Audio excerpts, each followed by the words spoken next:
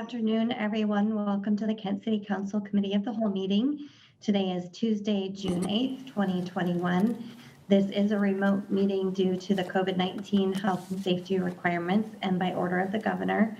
Welcome to anyone that is joining us today on Kent TV 21, on the Facebook City of Kent page, the YouTube Kent TV 21 channel, and also anyone that is dialing in this afternoon.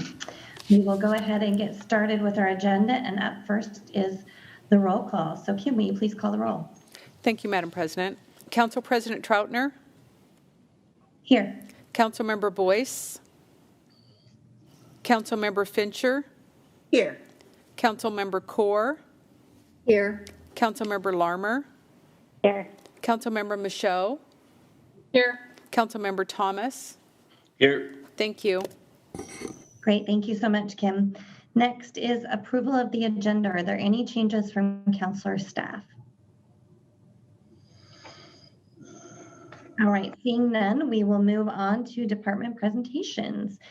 And the first one we have is a content management system contract with Granicus for website redesign, and this does require action by council.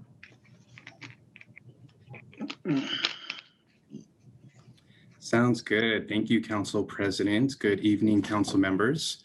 Brian Rambunga here, the city's IT Project Management Office Supervisor. With me this evening, I have Tara Duckworth, IT Deputy Director, and Greg Sconce, Application Development Manager, to assist with answering any questions you guys might have a bit later. Today, we're asking Council to authorize the Mayor to sign a contract with Granicus LLC at a total cost not to exceed $219,153.59. This project's background is, the City of Kent's external website, www.kentwa.gov, will undergo a major redesign with its current content management solution vendor, Granicus. For some background, Granicus is a government website preferred vendor and who the city has actually been contracting its CMS solution with since 2016. So this agreement with Granicus is to kind of continue our relationship for another 5-year term. From resident and leadership assessments, the city's website seeks significant improvement to meet business need, and the new one will enhance resident engagement through an updated user experience, obtain resident feedback, and deliver important information at the right time. Granicus's content management solution, GovAccess Professional, meets the need of modern digital government, allowing residents to perform self-service, helps to increase transparency through an information-centered hub by making website design and maintenance easy. So this initial term at this new agreement with Granicus will be for 5 years, with the option for the city to renew annually thereafter for an additional 4 years. Throughout the redesign project of the city's website, Granicus will provide all necessary software, implementation services, and training. So with that, that kind of concludes my presentation for this evening. Happy to answer any questions you guys might have. Thank you. Great, thank you. Does anyone have any questions for Brian?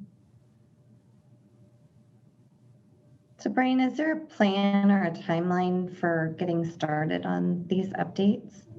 There is. We're currently working with the vendor to more or less kind of solidify the procurement and the contract. The templated outline of the schedule that they gave us does put us into about a 4 to 5 month implementation timeline, but we do have some hard target dates that we've kind of established with our communications department, Patty Bell, and the multimedia team, but we are looking to deploy sometime early Q4 of this year.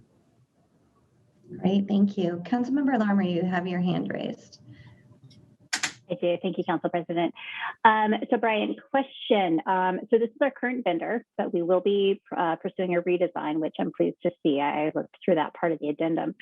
Do we know sort of what the look and feel and navigation schema? Is there like another city or jurisdiction that ours will feel and function more like after this work?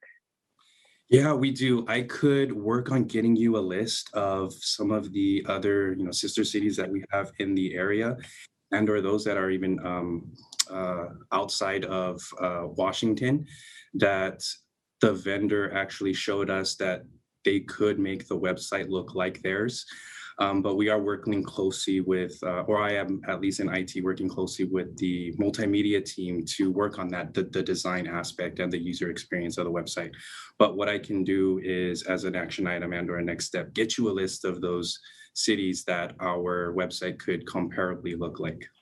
Yeah, I'd just be curious. And then a follow-up to that, I saw that there's 200 pages of content migration. Are we prepared to do any remaining migration ourselves?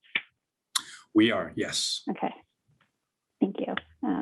Otherwise, yeah, like it's obviously the type of work my firm does as well. So looking over the contract, I was pleased with what I saw for the redesigning UX services that we'd be getting out of it. So.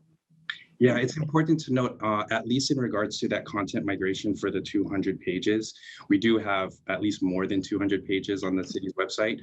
There's another line item, and I could also share the proposal or at least our scope of work with you. We do have another line item on there for professional services with the vendor that does include that we will be paying for another, I believe, 200 or 300 pages for content migration.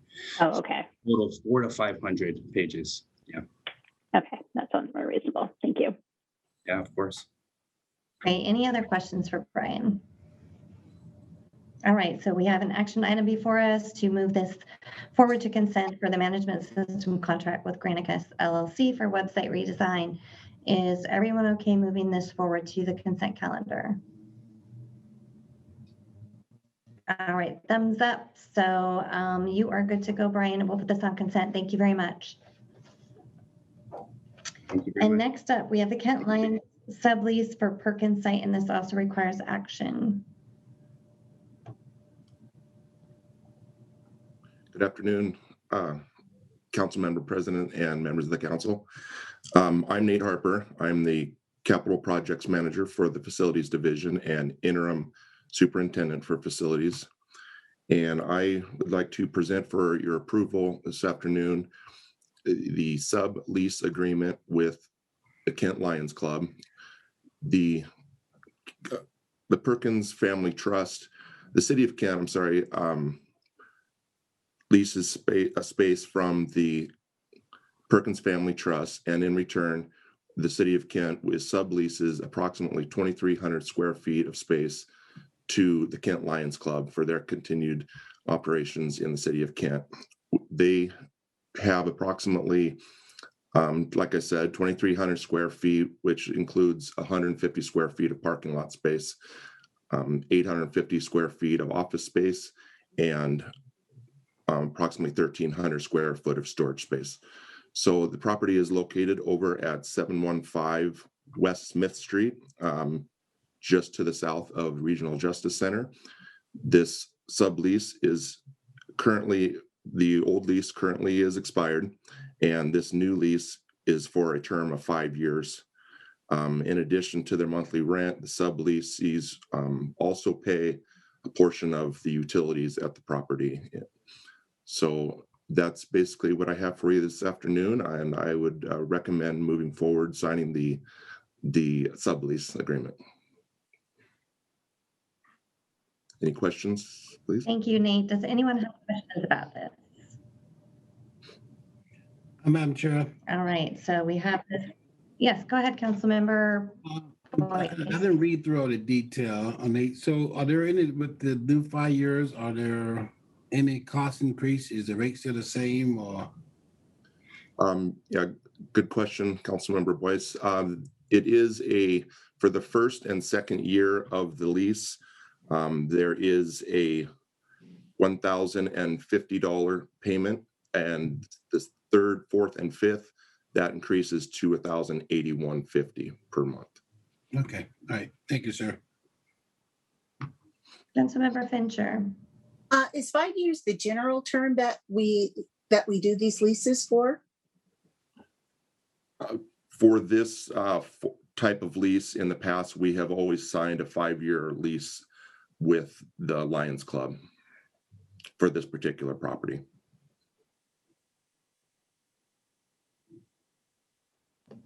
All right, any other questions? All right, is everyone okay moving this forward to the consent calendar? All right, so we will move this agreement with Kent Lions Club for a sublease for the Perkins site forward. Thank you, everyone. Thank you. Okay, moving on to item number C, which is Meet Me on Meeker 64th Avenue intersection grant acceptance. And this also requires action. Hi, my name is Drew with Public Works Design. I'm the project engineer who's going to be working on this project. Thank you, council members and Madam Mayor. Looks like Kim's starting the presentation here. So back, here we go. So as Council President Troutner mentioned, I'm here to talk to you about the Meet Me on Meeker 64th Avenue intersection improvements project. We recently applied for a grant and received funding for design on this intersection. Next slide, please. This is a picture of the current intersection. It's a little bit out of date in the bottom left-hand corner there. There's the Midtown 64th Avenue Apartments, which has done their frontage improvements, have conformed to the Meet Me on Meeker standards. So we'll be tying into that. So I just want to shout out to April Delchamps for her fabulous work with PSRC getting this money. The grant comes to $236,667, and that's for preliminary engineering, also known as design. And the city has a match of $37,333. So next slide, please. This is from our Meet Me on Meeker standards, and it'll give you an idea of what the intersection will look like. So as part of this, we're going to do curb bulb outs, raised crosswalks, all the pedestrian amenities you've come to know along the Meet Me on Meeker corridor, and as well as bus bulb outs. So that's pretty much what we're working on here. And we'd like you to accept this money so we can begin design on it and get the funds obligated. I'm happy to answer any questions you may have.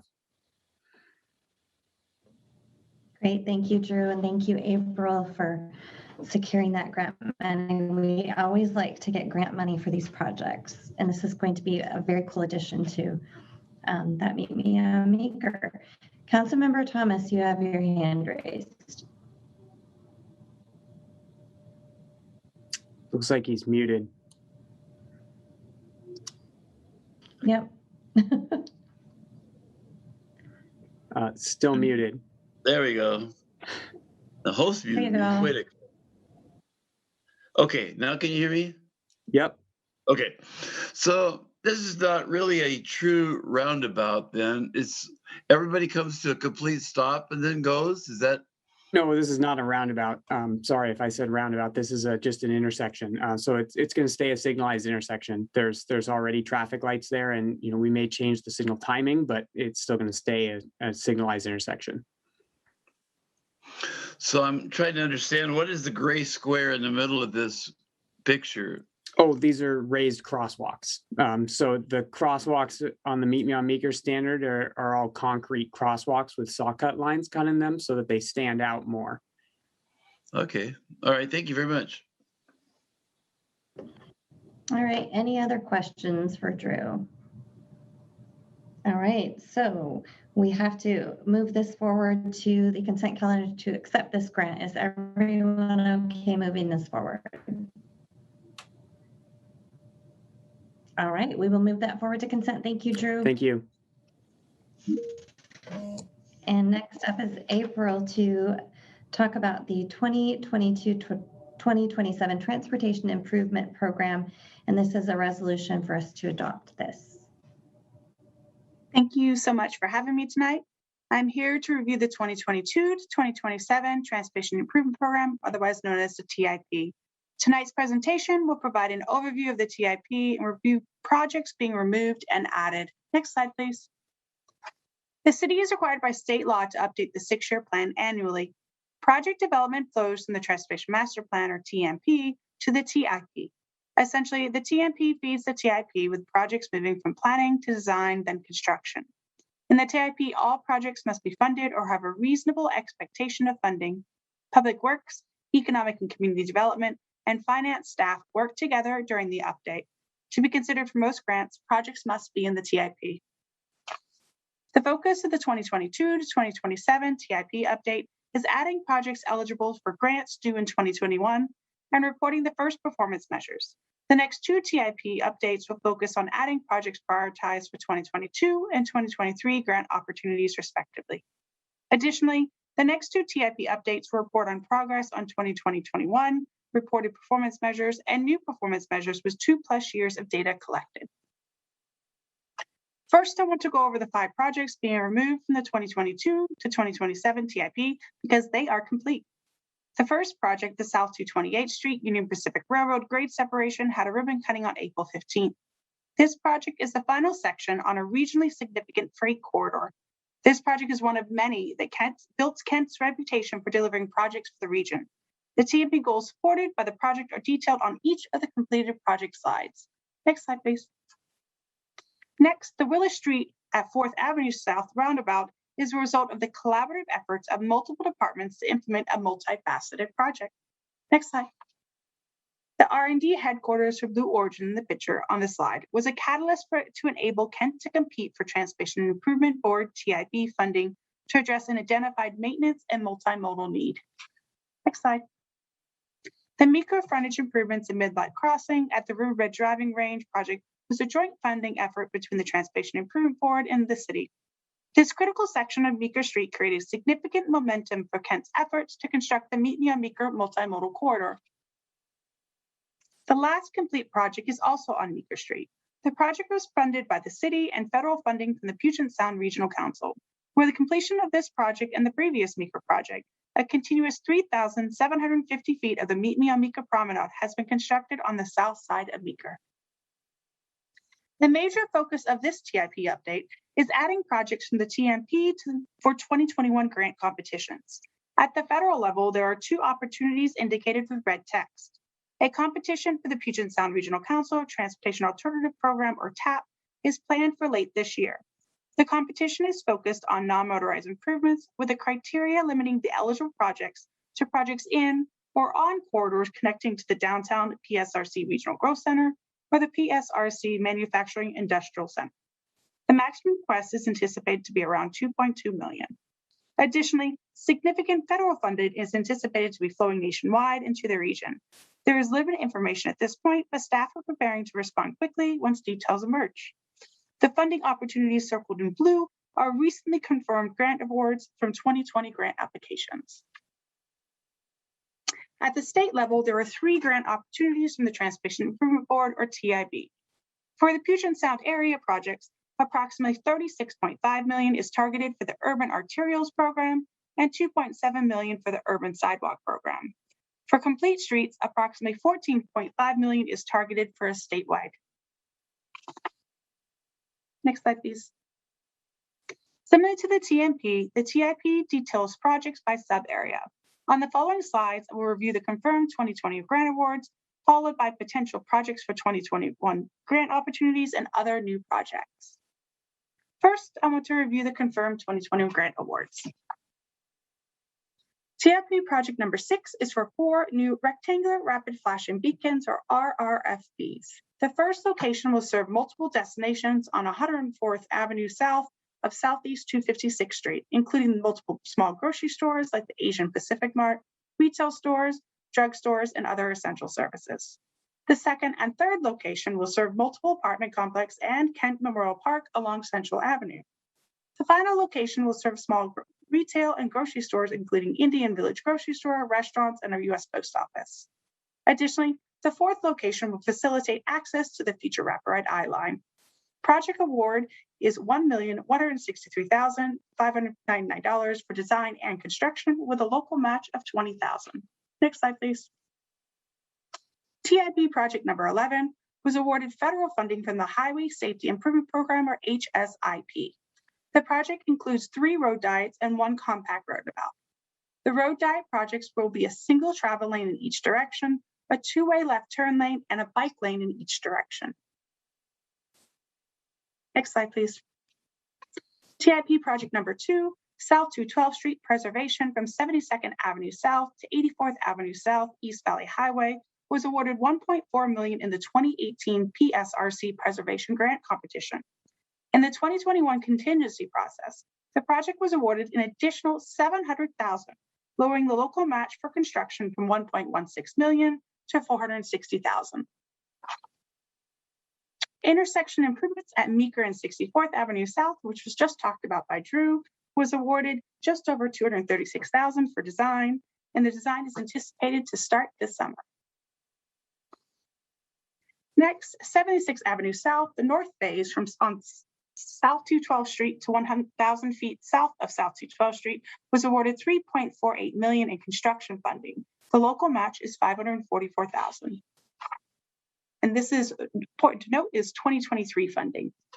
South 218th Street, 98th Avenue South from 94th Place South to South 216th Street was awarded federal funding in the amount of $4,915,680,000 for construction in 2024. In total for 2021, just over $12.1 million in grant funding has been awarded so far. Next, I want to review the potential projects for 2021 grant opportunities.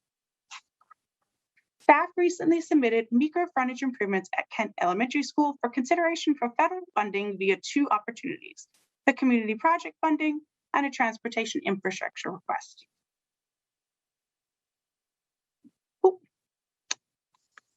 At this point, 4 projects are being considered for Transportation Improvement Board Urban Arterials Program grant opportunity. TIP projects 20 and 32 would compete well in the growth and development band due to the development of the Naden property, which will be heard about later. Next slide. The eastern portion of project number 33 connects to State Route 515 and the future Wraparound I. This portion will likely also compete well in that growth and development band due to that Wraparound I. Next slide, please. TIP project number 35 came out of the local road safety plan, and this project was heavily supported by residents of the area during TMP outreach. The project will likely score well in the safety band. The last project being considered for the TIB urban arterials is number 53, a roundabout at Southeast 248th Street at 116th Avenue Southeast. The project will also likely score well in that safety band. Next slide, please. The next 3 grant opportunities are PSRC Transportation Improvement Program, or TAP, TIB's Sidewalk Program, and TIB's Complete Streets Program. Each of these are for bicycle and pedestrian improvements. Each opportunity has both similar and unique criteria. Some projects are a potential project for more than one of these opportunities. As noted earlier, the TAP is federal funding while TIB is state funding. The first project is for new sidewalks on Russell Road. This project is to be considered for both the PSRC TAP program and the TIB Sidewalk program. Next slide, please. 2 projects on Meeker Street are also being considered for TAP. The specific phase and elements of each of these applications is being explored as other opportunities come in. Next slide. Also for TAP, staff are gathering project information on 3 new pedestrian crossings and 4 improved pedestrian crossings.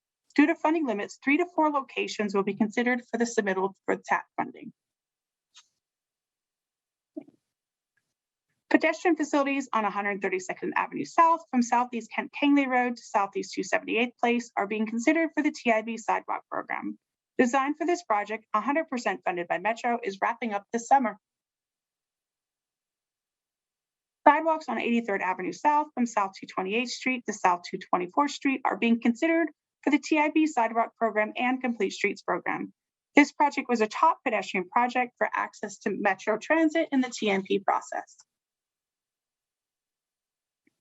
New pedestrian signal on Southeast 272nd Street at 148th Avenue Lake Meridian is also being considered for TIB Sidewalk Program and the Complete Streets Program. The design, as with the other previous project, was 100% funded by Metro and is anticipated to be wrapping up this summer.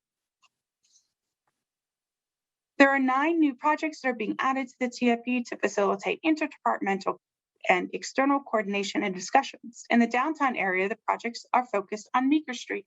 Next slide, please. In the Manufacturing Industrial Center in Kent Valley, the project is a key intersection along the South 212 corridor.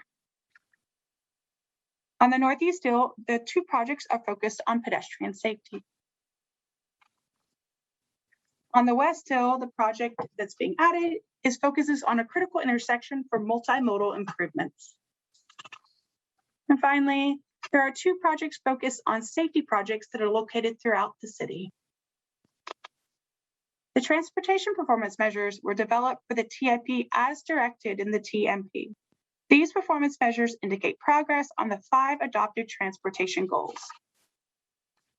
At this point, data has been collected and analyzed for 11 measures, 3 under connectivity and options goal, and 7 under the strategy goal. Staff anticipate being able to report additional measures in the 2023 to 2028 TIP update early next year. Additionally, Councilmember Larimer requested a better understanding of the percent of project types. So I reviewed grant award announcements from 2019 to 2021. Between 2019 and 2021, there were 15 projects awarded grant funding for a total of just above $23.32 million in external funding.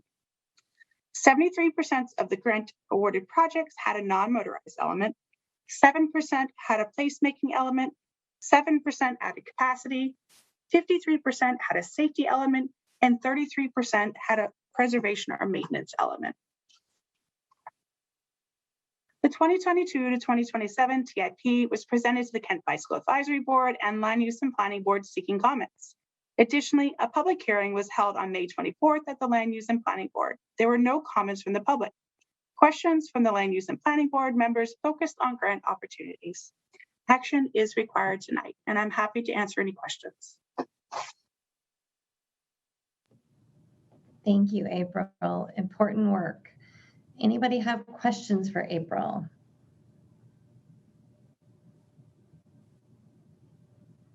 Councilmember Fincher. Thank you, Madam Chair. Mine is not a question, just, again, we've said it before, but just to compliment April, the team, the amount of outreach that was done, the parts of our community that were prior to this not often included or part of the conversation. She brought them to the table. So good job, April. Really appreciate that. And well done. Thank you. Councilmember Core.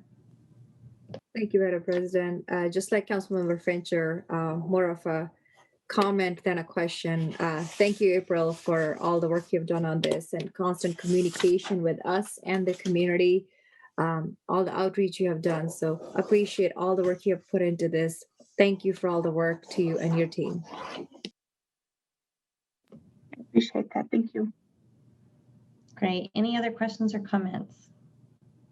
All right, so before us, it's a resolution adopting the 2022 to 2027 Transportation Improvement Program. Everyone okay moving this forward? All right, wonderful. Thank you, April. We'll move that forward to consent. And then next up, we have RailPros Field Services Incorporated and Amendment Number 3, grade separation, requiring action by council. Yes, good afternoon, everyone. I'm Mark Madfai, Design Engineering Supervisor. This next item is an amendment with RailPros Services for the 228 grade separation project.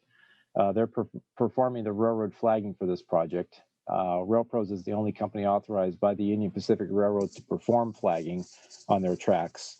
We do anticipate that some additional flagging will be required in order to complete the project. So this amendment covers the cost to complete and finalize any railroad flagging necessary to complete the project. So I'm happy to answer any questions you may have. All right, questions about this? Okay, I don't see any hands raised. So is everyone okay moving this forward to consent? All right, thank you, Mark. We'll move that forward to the consent calendar. Thank you. And we are moving through the agenda. Next item, yes, thank you. Next item is information only. It's the transit-oriented development update. So Bill Ellis, it looks like you're joined with some Sound Transit staff.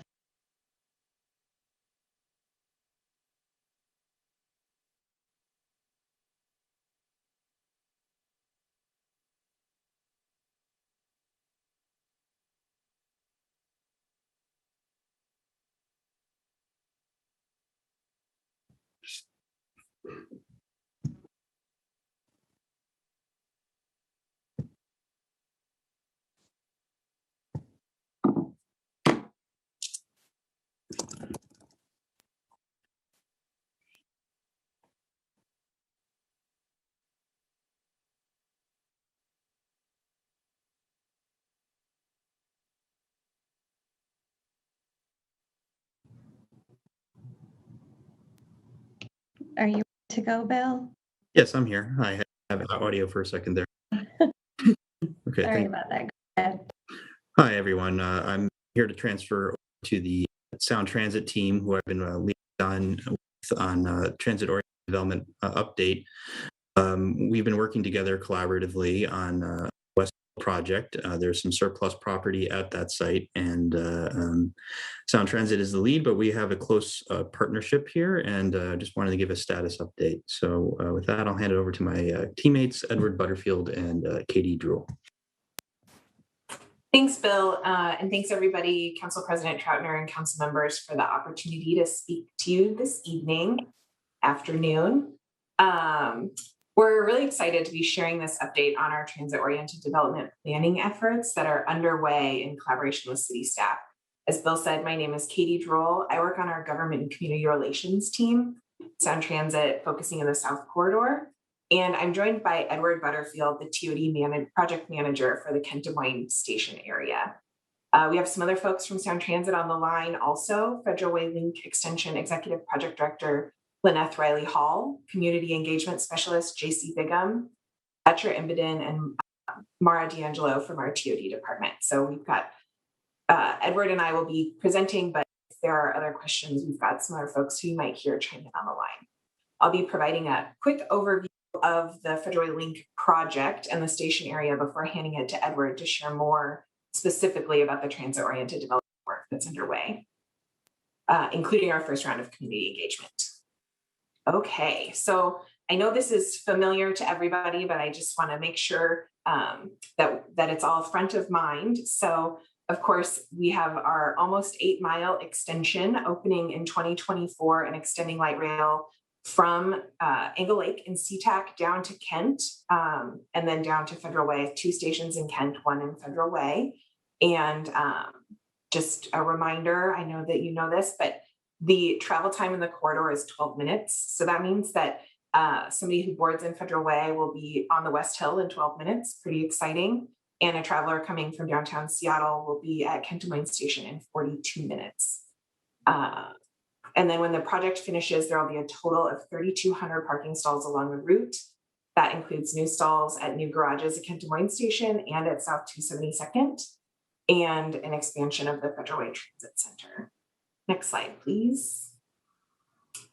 And of course, I know you're also familiar with the station area, but just to orient everybody, the station is located along 30th Avenue South, just 1 block west of Pacific Highway. And we're building 3 new east to west streets, 234th, 236th, and 238th. The station will be an aerial station spanning 236th. And to the east of the station is the parking garage. If you've been by there recently, you've seen that not only is there a lot of the alignment that's already up, but construction of the parking garage is now underway. And as you can see in the graphic here, there are 2 large blocks currently being used for construction staging. They total about 4 acres in area, and these are the blocks that are our future TOD sites. Next slide, please. And then this is just a quick look, a visualization of the station area. You can see in the background the elevated stations straddling the new 236th Street. Pack Highway is in the foreground, and the properties for future development are in gray with that pink dotted line around them. So with all of that in mind, I'm going to pass it over to Edward to talk specifically about the TOD work happening at the station. Thank you. Great, Nick. Oh, great. Well, thank you, Katie. I'm Edward Butterfield, as Katie mentioned, with Sound Transit, and I'm leading the Kent Des Moines Transit-Oriented Development Project with our City of Kent partners. And I'd like to start out by providing a quick refresher on transit-oriented development. It's been a long time since we had an opportunity to present to all of you, and how Sound Transit delivers it. And transit-oriented development, or what we oftentimes refer to as TOD, is development that integrates transit and land use. And successful TOD really depends on having the right mix of ingredients. And those ingredients include high densities and compact building forms, a mix of uses to meet daily needs, everything from housing to retail, a pedestrian and cyclist friendly environment, reduced automobile parking, and then of course the presence of high capacity transit. And in Kent, the TOD planning is being done consistent with the city's Midway sub-area plan, which provides a strong vision for the area. The arrival of the Federal Link extension and this TOD is one step in realizing the Midway plan. And I do want to know that Sound Transit does not build the TOD. Typically, we select a development partner that does the design, permitting, finance, and operation of the TOD as a partnership that we have with them. Next slide, please. Great, and on this next slide, as mentioned, Sound Transit's TOD program develops property that we have acquired to construct a transit project. And we really define TOT in two separate categories. We have agency TOD or community TOD based on Sound Transit's role. And the categories are really defined by who owns the property. The Sound Transit property that we control the outcome on is known as agency of TOD, and developments that occur on property owned by others is known as community TOD. And naturally, most of the property in a station area is community TOD, and we'll have access to our station and be influenced by how construction of our facilities is done, but Sound Transit doesn't have a direct role in its development of community TOD. And so for agency TOD, these are where Sound Transit owns the property and where it is available for redevelopment. And typically this is a result of property that we use for construction staging many times and will be available following completion of the transit improvements, whether station, guideway, or other facilities. And as this slide shows, it helps to further illustrate the difference between agency and community TOD. It shows kind of two different types of TOD at an existing Sound Transit station. And at Kent, as Katie mentioned, we've identified two parcels currently being used for construction staging to the west of the future station that are agency TOD. And that's really why we're here today, is to talk about the planning of those two sites. And where the Midway area really presents an opportunity is for the larger community TOD that will eventually be built around the station. And comparing community versus agency TOD opportunities in the station, there's a much larger opportunity naturally for community TOD. And while Sound Transit does not have a direct role in community TOD outcomes, the construction of our high capacity transit service may attract development, and we're pretty sure it will attract a lot of development in this area. Next slide, please. And as has been mentioned, we are coordinating very closely with City of Kent, our partners in this TOD work. And we've been working closely with your staff, including folks in economic development, long-range planning, human services, and parks. And there is no really one size fits all for TOD projects. So this partnership, along with feedback from the community and stakeholders, is critical. The development agreement between our agencies defines our collaborative relationship as highlighted on the slide. And I said earlier, the city's Midway sub-area plan is a guiding document for our work, as is Sound Transit's equitable TOD policy. And these policies really outline a commitment to mixed use, mixed income development on the future surplus parcels.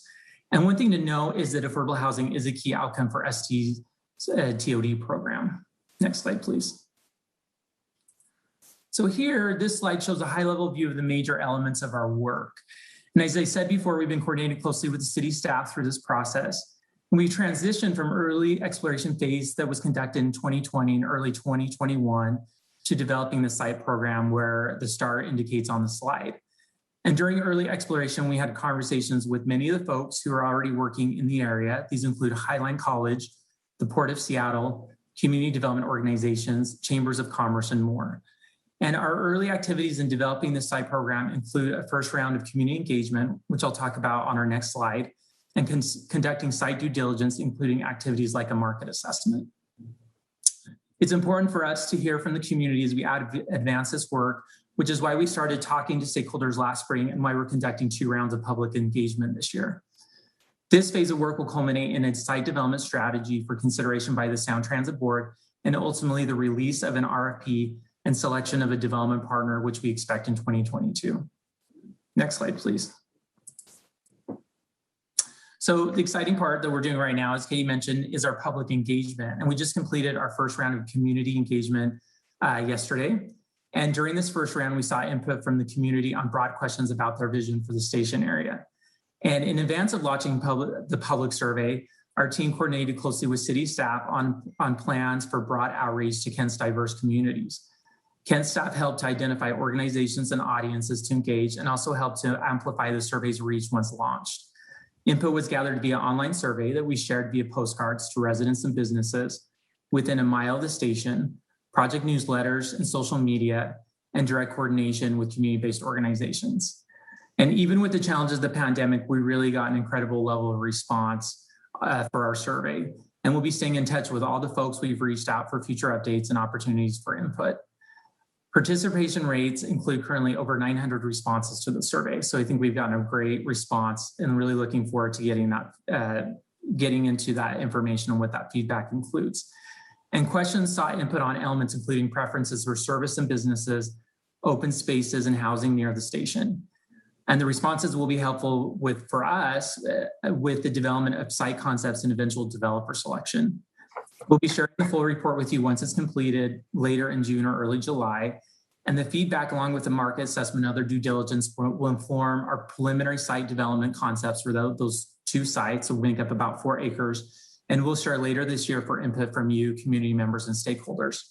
And again, I really want to credit all the city staff who've been working with us through this process. Next slide, please. And just to wrap this up, here's a quick look at our work ahead. Our work plan extends through the winter, so we have a busy couple months coming up, and the start indicates our current phase of work, which is we're getting ready to prepare our site development concepts and that next round of community outreach. And as we wrap up the survey, we'll be incorporating its findings and additional feedback from the community and other information on these site development concepts. And again, we welcome your feedback as this work advances and are happy to come back to you for further discussion. And with that, again, thank you for your time. And we'll turn it over for any questions on our presentation and really any questions for Sound Transit. Thank you, Katie and Edward, for joining us. Anyone have questions? Madam Chair. Councilmember Fincher, followed by Councilmember Boyce. Hi, Edward, you mentioned the community participation. World Relief used to be down in the valley, but now they're up on Pack Highway across from the station location. They just moved up there last month. Do you guys have that information, and were they part of the people contacted?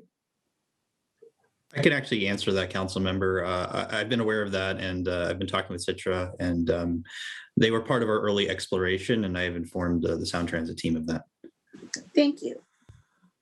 And this is JC Bigham with Community Engagement. We did also send the announcement along to them to let them know that the survey was live.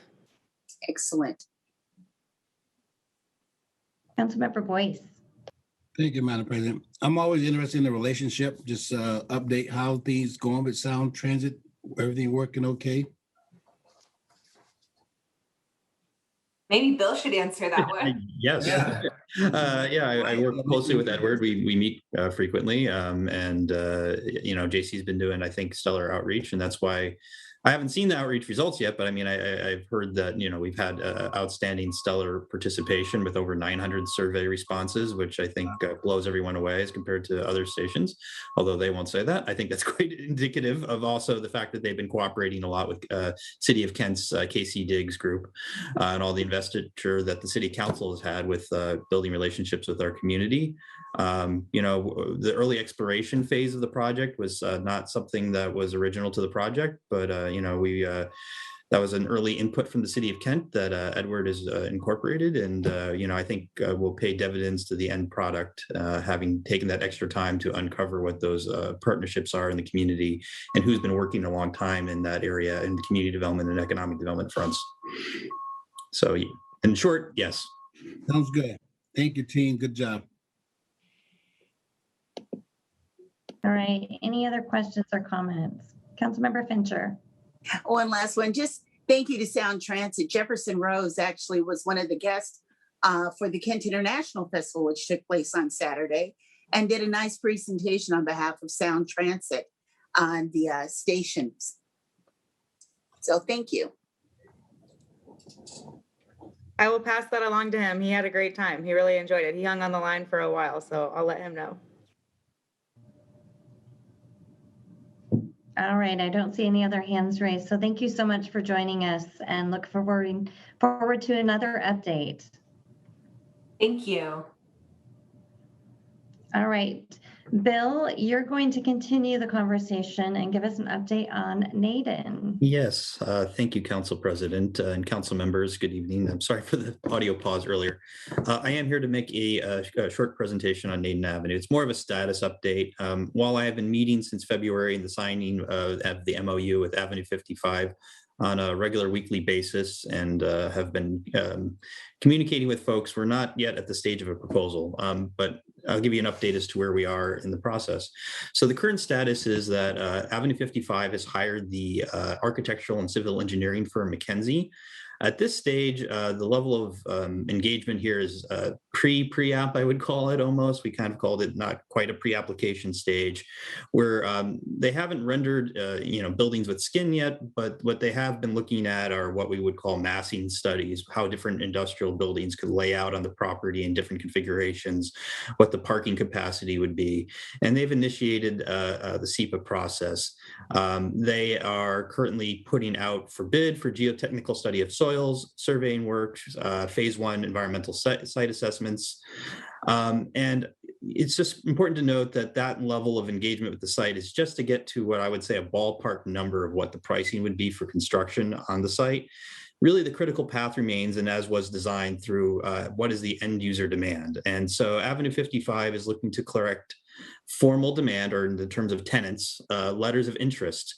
Once those letters of interest are in place, that unlocks more resources from the developer to take the next levels of risk in terms of putting together construction projects, construction financing, cost estimating, and doing more permitting. The biggest milestone I would say is just within the last few business days is that they've hired Newmark Knight Frank. Next slide, please. And this is the two principals from that brokerage firm, Thad Mallory and Taylor Hoff. Thad Mallory and Taylor Hoff are familiar with the Kent Valley market. They've been working most recently at the Boeing Space Center with Panattoni Link.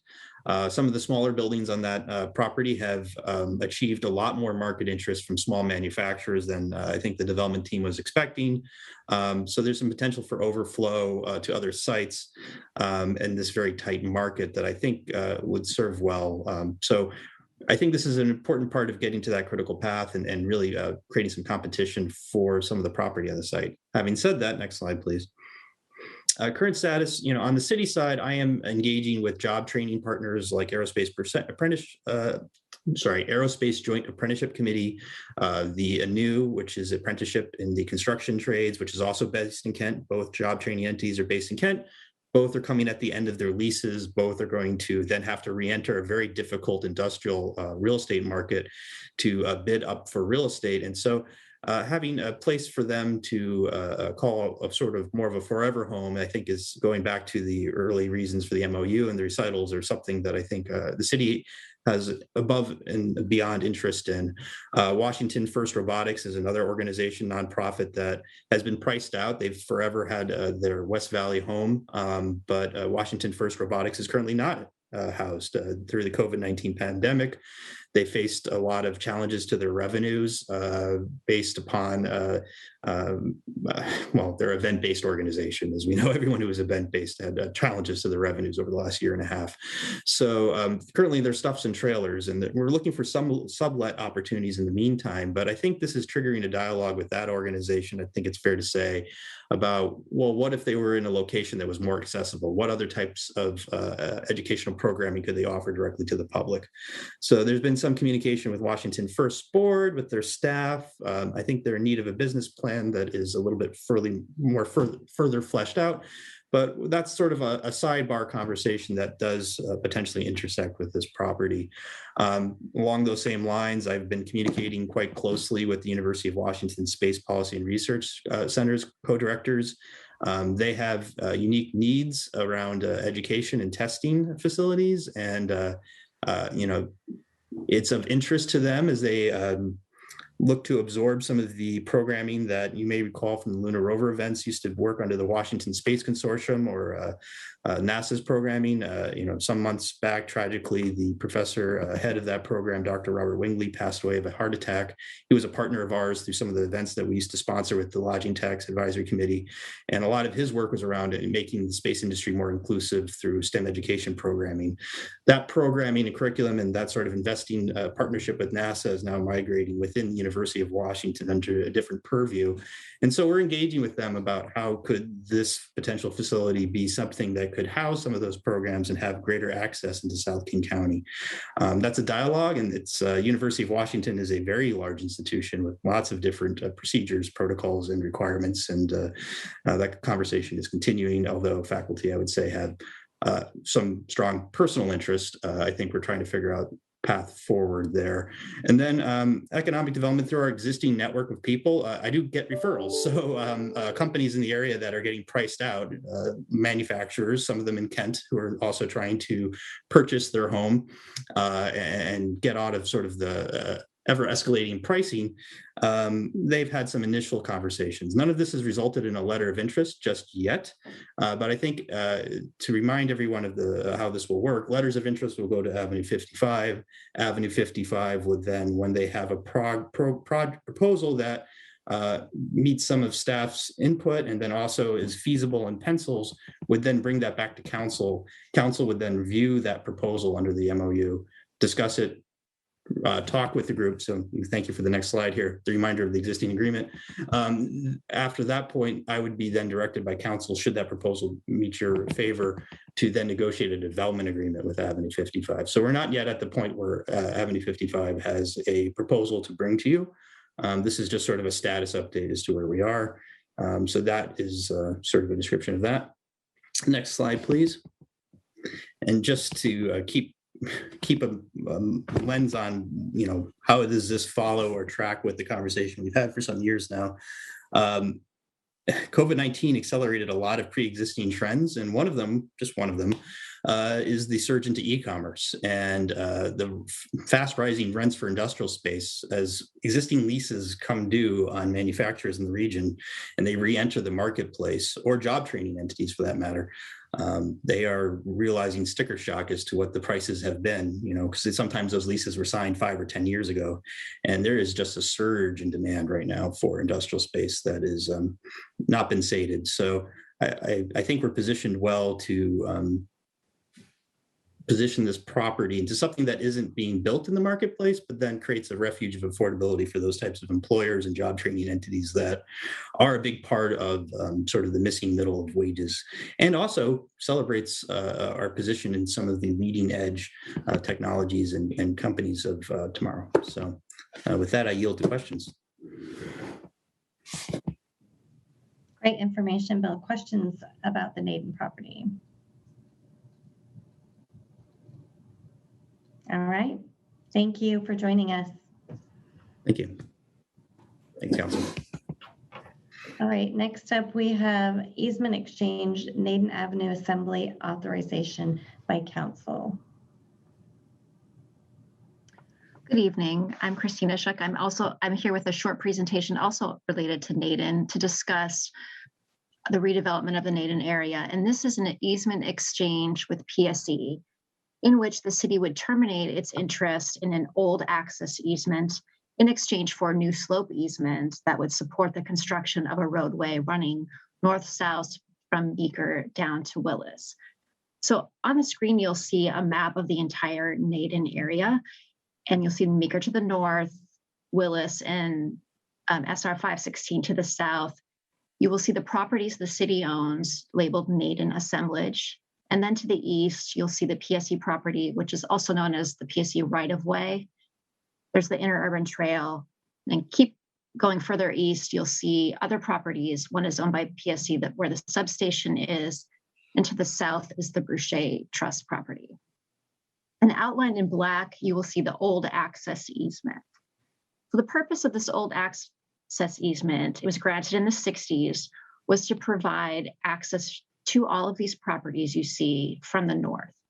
Access was cut off from the south because SR 516 is a limited access highway. So the easement in its current configuration is not that beneficial to the city. You can see that it's indirect, it's very narrow in portions, and most importantly, part of the substation is built over its footprint. So over the past few years, the city and PSA have been discussing the issues with this easement and in general, the redevelopment of the entire area. And we've worked out this easement exchange that's before you tonight. So in this exchange, again, the city would give up its rights to the access easement in exchange for a new, more beneficial property right in the form of a 20-foot slope easement that you see on the screen before you.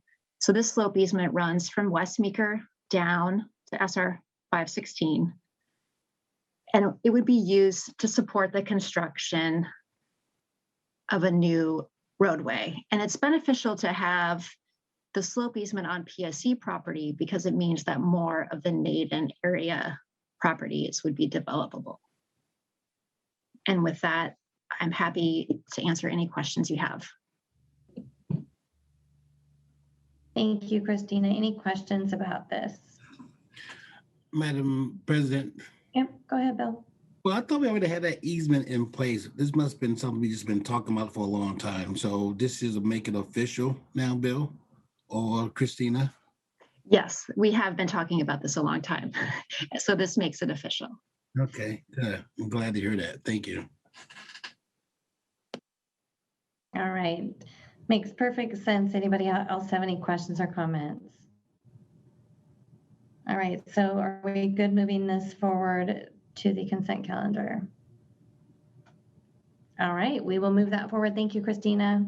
Thank you.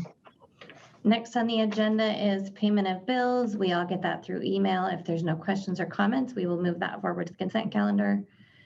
And then we will move on to the next item, which is the American Rescue Plan Act, which we are calling ARPA. It's the Framework Committee recommendations requiring action. So Derek, do you want to talk about this? Yes, thank you, Madam President, and good afternoon, council members.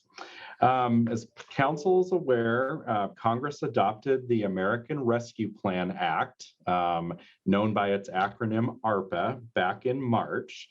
ARPA includes $65 billion in funds for local governments, and the City of Kent's share is just shy of $28.2 million. The council formed an ad hoc committee back on April 6th to recommend to the City Council a high-level framework to invest Kent's funds.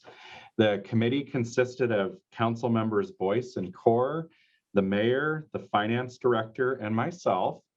The committee met for 3 times in April and May to study the local fiscal recovery funds program, to look at other ARPA programs, and it goes way beyond the local funds. Some other ARPA programs include unemployment, nutrition, rental mortgage and utility assistance, small business assistance, and even assistance to public assembly venues. The committee also looked at U.S. Treasury guidance, other county and cities' emerging investment plans, Kent's revenue losses, and then possible categories for Kent's investments. So following that work, the committee came up with 4 recommended categories. The first category is revenue losses. Our finance department has already documented more than $20 million in revenue losses in 2020 and expects to be able to document further revenue losses in 2021 and beyond. But the committee felt it'd be a missed opportunity to invest that much of ARPA dollars to backfill revenue losses, and instead decided to recommend that the council cap the revenue losses and backfill only $10 million. And then the committee further proposed to deposit those dollars strategically into the funds that need the most support to meet their fund balance targets and to be financially healthy. And so the finance department would make recommendations on the specifics during the mid-biennial budget process. The second category, which is consistent with ARPA's emphasis on economic recovery, so the committee recommending half of the remaining dollars, or approximately $9 million, in one-time economic development programs. And as an example, our Chief Economic Development Officer is looking into the possibility of small business revolving loans, transit-oriented development, workforce development, and Naden Avenue assembly positioning, among other possible investments. Third, the committee recommends the council invest a quarter of the remaining dollars, or about $4.5 million, in one-time human services and equity programs. So the human services piece would emphasize investments that go beyond those other ARPA programs that I mentioned, and could include targeted recreation programs. And then our interim race and equity manager will propose investments that help to implement the equity strategic plan that's in development. And then the fourth category is infrastructure. And the committee recommends investing a quarter of the remaining dollars, again, about $4.5 million, in traditional infrastructure projects, which could include streets, parks, utilities, and technology. And then process-wise, the committee recommends folding the ARPA investment process into the city's already existing mid-biennial budget adjustment process over the summer and fall. The thought is the timelines align nicely, but also the budget process provides some built-in opportunities for public engagement. For example, it includes 2 formal public hearings, several council workshops, and public comment at every regular council meeting. So the way this would work is that departments would make ARPA requests alongside typical mid-biennium budget requests. The mayor would make recommendations as part of the proposed budget adjustment in September, and then the council would work through those and adopt the ARPA investments as part of the budget adjustment in November. It might, however, be necessary for a council to approve one or more ARPA investments outside of the budget process if there's a need for timely investments prior to November. I'll also add on this front, we have an item on the City Council workshop agenda next Tuesday where council members can share priorities for the mid-biennium budget adjustment. And because we'd be folding ARPA into the budget adjustment, that would be an opportunity for council members to raise ideas for ARPA dollars as well. And if there were ideas that a majority wanted to pursue, then staff could develop proposals and forward those through the process. So if council is comfortable with the committee's recommendations, we would publicize these through social media between today and the council meeting next week, which would give the public the opportunity to weigh in before the council adopts the framework. And with that, I'm going to turn it back to you for questions and discussion. Thank you, Derek. I'm going to start with Councilmember Thomas. Thank you, Madam Chairwoman. I would like to hear from Bill and Satwinder in their thoughts here, because I thought that money coming back was to pay or to reimburse for losses due to the COVID situation. So that was my understanding, but I'd like to hear their input if I could. Thank you. Yep. And I would be happy to comment on that as well. All right. Councilmember Boyce, Councilmember Core, do either of you have a comment for Councilmember Thomas? Yeah, I will go first. I think Councilmember Thomas, when we initially looked at the money, I think there's probably wasn't any guidance coming from around ARPA. I mean, those were some of the things that we was talking about, a possibility, right? I think as we went on and we got some clear direction on how the money could be spent within the guidelines, we decided to break it up. We talk about economic development. That is an investment that will be put into the city. And I think we also going to restore some of the funds, if I'm not mistaken, Derek, from some of the organizations. So, but it's not like a free fall where we can take all the money and try to restore what we had lost. I don't think we have enough money to even begin doing that. And Derek, you want to add to that? Yeah, I think it's important to draw a distinction between the CARES program last year, which was really focused on response to COVID, and then the ARPA program, which is really focused on recovery. Yes, we can use ARPA dollars for responding to the COVID-19 pandemic. But a key other areas of spending include replacing lost, delayed, or decreased revenues due to COVID-19, addressing negative economic impacts on local businesses and nonprofits. So that's the investment in economic development, and then making necessary investments in water, sewer, and broadband infrastructure. So that's the infrastructure piece in the committee's recommendations. And keep in mind, this is a one-time type of funding, right? So it's not like it's something that can prolong, right? So it's like a one and done type of thing. No, and I don't have a problem with what you've done and the choices you've made here. I think that's a good. I would heartily endorse it. It was just my initial thought that money coming from the federal government was supposed to be kind of to help with the recovery of what we lost during the COVID. But Satwinder, do you have any input too? Yeah, basically what Councilmember Boyce and Derek basically said, that we want to make sure that we're focusing on recovery at city at some level, but we also want to make sure that we are investing back into our community, into our small businesses and nonprofits. We want to make sure that they are taken care of and helping them recover from this pandemic. Thank you. I think also, Councilman Tommy, as you know, you're a businessman, right? The investment, right? And we're talking about economic development, right? So that really could grow to be something beyond what we can think of, by investing in having that fund to kind of really help grow the city and bring different types of opportunity in the city as well, too. Well, exactly. And I like I said, I don't have a problem with what you guys have come up and as your priorities. I think I could stand behind those as well. I like what you're saying, Bill, exactly. And it was just that it was my initial intent that I thought the guidelines were given us to pay it back, but what you guys have done is really good, I think. So, I mean, I'm glad. I think it's going to work out well. Thank you.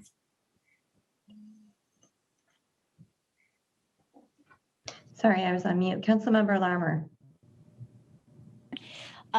Yeah, so I guess I'm trying to figure out, I don't know that I'm comfortable with the cap at 10 million. I think I'd like to see that lower and more of it going into the community investment and including, the infrastructure, technology, and those programs.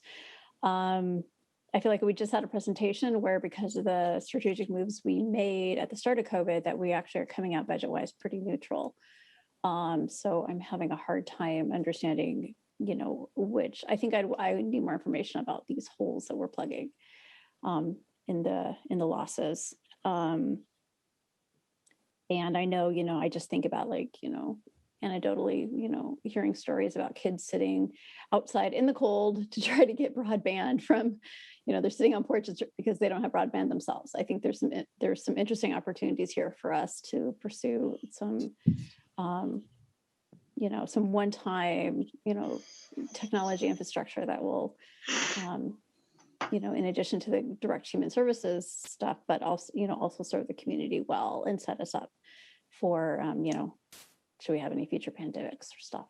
I just think we can't ignore some of the infrastructure and inequities and gaps that we saw in that term. And I'd like to see most of the money into those type of services, because they both, they work with equity for students and socioeconomic justice, but then also they do, big infrastructure things, provide jobs and opportunities and development there. So those would be my priorities. And yeah, I would like to get a little bit more clarity on the budget. I know Derek waiting to say something. I'll wait and let Derek go. One answer, but I'll let Derek go first. All right, Derek, go ahead and give us some comment on that, and then we'll follow up with Councilmember Boyce. Thank you. The committee did talk about this issue of the general fund being in pretty good shape financially in terms of its fund balance. And that was the reason for the focus on other city funds and making sure that they're able to meet their fund balance targets and remain financially healthy. So the recommendation isn't just to deposit into the general fund, but to make strategic investments. So I just wanted to share that piece. And I just want to add also, I think, when you look at those three buckets, I think there could be some possibility, or what you talk about, Councilman Lerman, could fit in one of those buckets. And keep in mind, from an infrastructure, yes, you could put it in place, but there need to be a sustaining piece that goes with that as well, too, which somebody need to keep in mind as well. So, but between those three buckets, I like to think that that something could fit, or what you're talking about, in one of those buckets. Councilmember Thomas, followed by Councilmember Fincher. Thank you, Madam Chair. So I think it comes down to really trusting in our committee members that were making these decisions. Obviously, they've had more information than we have, especially at this time. And we haven't even heard from the public yet. And they're going to have their little pet projects too. And they're going to want to have them as a high priority. So, I just have confidence in the members of that committee that put this together. So good work, guys. Thank you. Thank you, Councilmember Thomas. Councilmember Fincher. Thank you. To Councilmember Larimer's statement, I was also hoping for something along the lines of increasing the broadband access because of the problems that we saw laid bare. Not only, that affects schooling, we heard that, but it also affects jobs. A lot of times when people apply for employment, they have to do that online. So there's a lot of uses for broadband that could be strengthened. And I was hoping, quite frankly, I look at it as an equity issue and something that, not that we have to do something about, that we could do something about to help our community. So, Councilmember Boyce, I would like to see part of that 10 million, then, if that's what's going toward there, going to broadband. I know that we're giving suggestions and all for the meeting next Tuesday, I believe, our workshop. But I'm going to speak up and agree with Councilmember Larimer that I would like to see part of that go to broadband. Just, I saw this money is not only because we were doing fairly well with the general fund, a chance to work on equity in the community and target some of the communities that have been underrepresented in some of the opportunities. I just want to respond to that just real quickly. I think at the end of the day, as I said earlier, there's three buckets. I'd like to think some of that will fit in one of those buckets, number one. And number two, I think Councilmember Thomas said, we need to hear from the community too, right? So I like to hear from the community, and then there's an opportunity where that come about and need to be addressed, then we'll address it, right? I got some ideas on my own, but it's not about me. I want to make sure, I have input, community have input, and then we go from there. So I hear what you're saying loud and clear, but I think we need to let this process work its way through, and then we'll see where we end up at. I think those are great comments, and community. And I think it's a good time, to have that discussion down the road as well.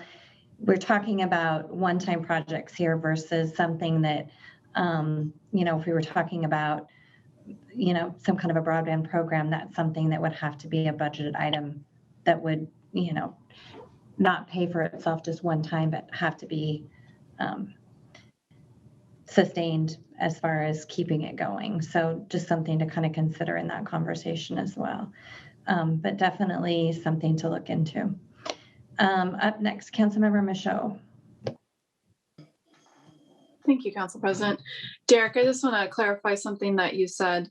So the $10 million is going to go to different fund balances, and those losses are from reduced revenues that are attributed to COVID. Is that what you said? So the 10 million would be invested strategically in funds that need the most support. Those funds may or may not need support specifically because of COVID.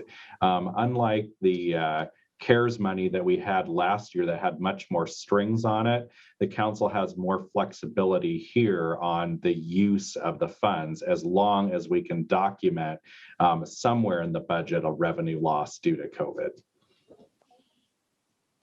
Okay. And then I just have a comment about the money going towards ECD programs. Council President and I and the mayor yesterday heard from business owners, and they are really struggling to find workers. And so workforce development is super important. Our economy cannot recover if we don't have people to put into jobs. So I support that money going there.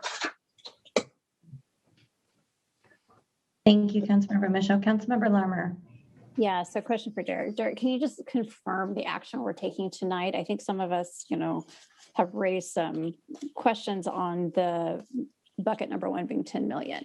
If we take action tonight, are we committing to 10 million?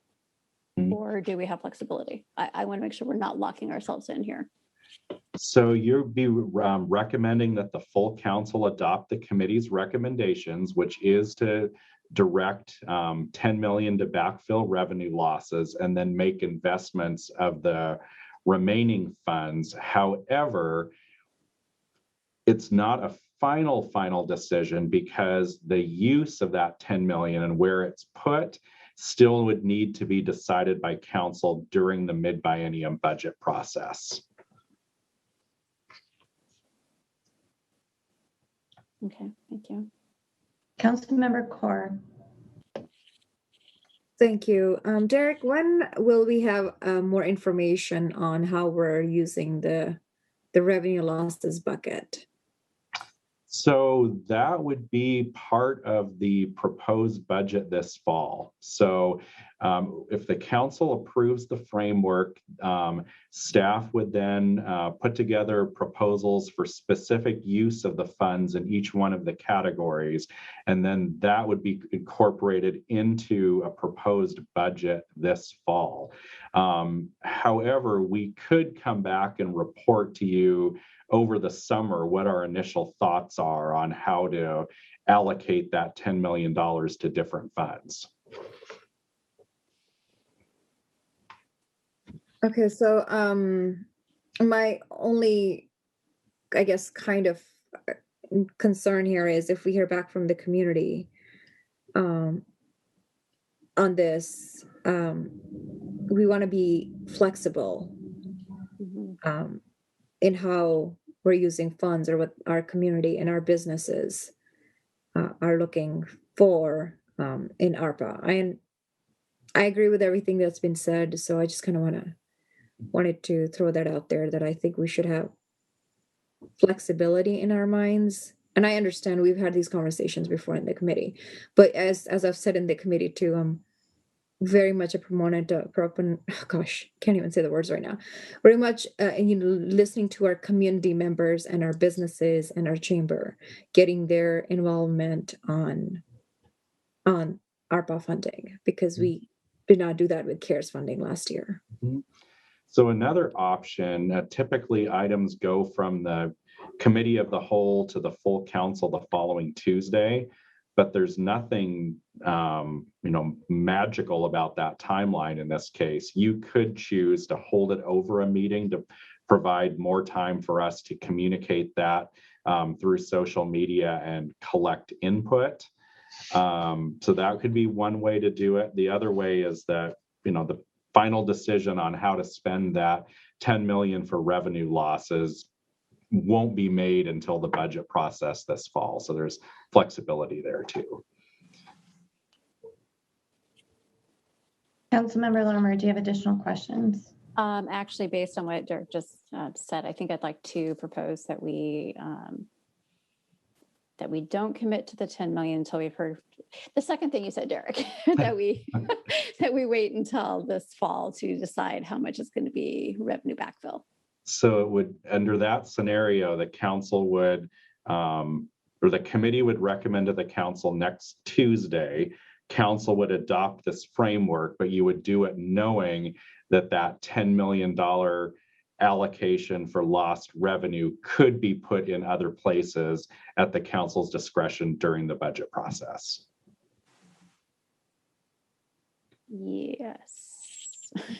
You got 7 of us here, right? So I mean, we're not saying the same thing, right? So we need to figure this out. I mean, I think Councilman McCord talked about flexibility, right? I mean, you have a committee like we done before to go work on these things. So you have to trust the process. I mean, if we get community members coming in line at the door asking for things, I think we as council members is going to listen. So I just want to make sure we have the flexibility if it comes back that we think it should only be 5 million. As 7 of us, right? You know, we have that flexibility, right? And I think, you know, if we get a whole list of, I mean, 10 million, we're assuming that's not enough. We make 20 million, 30 million. We don't really know, right? So based on the bucket that we have established, I propose that we move forward.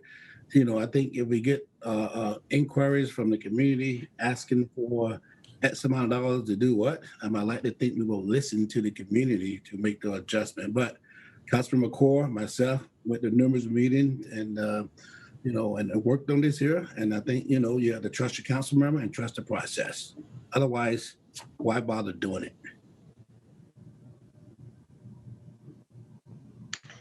Thank you, Councilmember Boyce. Councilmember Fincher. Thank you. My concern was that would also hold up economic development in their planning for what could be done with those funds as we're going forward. The other areas we're not putting limitations on. So any suggestions we have, you know, if they could work through those. But it seems like it would put a roadblock up for the entire bundle for economic development, really, if we do that. I sure hope not. Can you just summarize where we at and maybe once again talk about an option to make sure we're on the same page, please? Okay, so of the 28.2 million, 10 off the top for revenue loss, strategically invested in the funds that need the most support as recommended by the finance department later this year.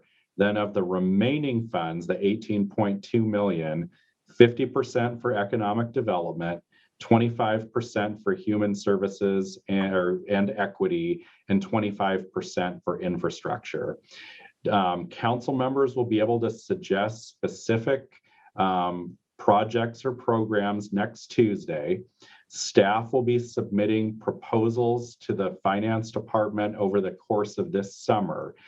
If after receiving those proposals and investing the 18.2 million in those 3 specific areas, council looks at that and says, you know, I really wish we could have funded program X that we weren't able to fund. At that point in the budget process, you could say, all right, let's take the amount we're dedicating to lost revenue down by, I'm just pulling a number out of the air, $2 million so we can fund that program that didn't quite make it onto the list. So that's kind of how I see it unfolding.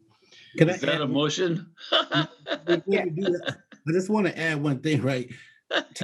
We're not going to spend $28 million overnight. I think we got 4 years to spend this here, right? So there are time that throughout the 4 years, because we don't know what's going to happen year 2, year 3, year 4. I mean, the economy change, things come up, right? So $28 million is not going to get spent in September or December 2021.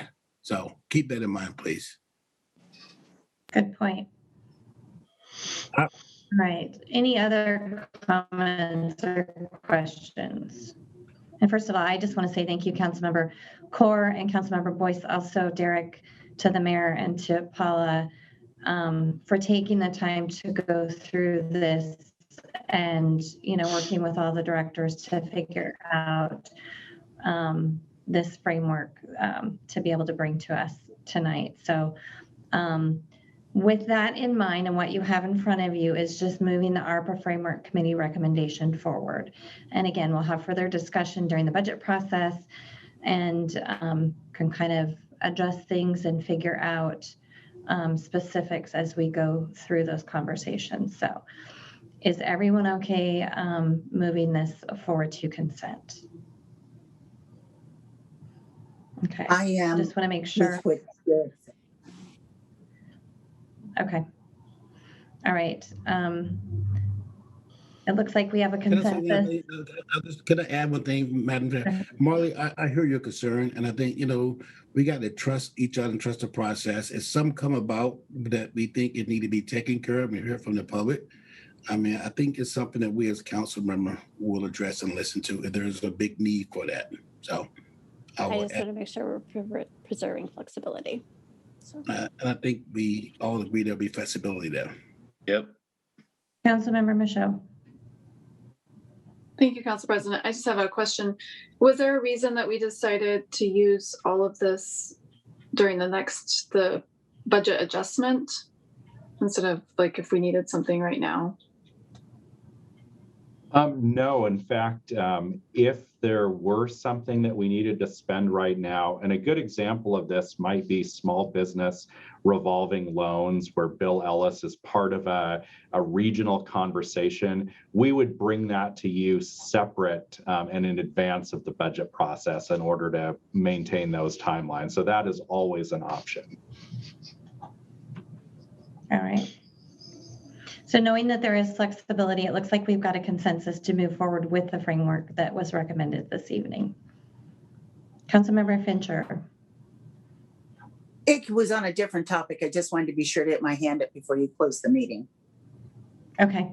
Well, we have one more item to get to. So it looks like we've had consensus. We will move this forward to consent and move on to the topic that we started at our last meeting, which is the board and commission ordinance.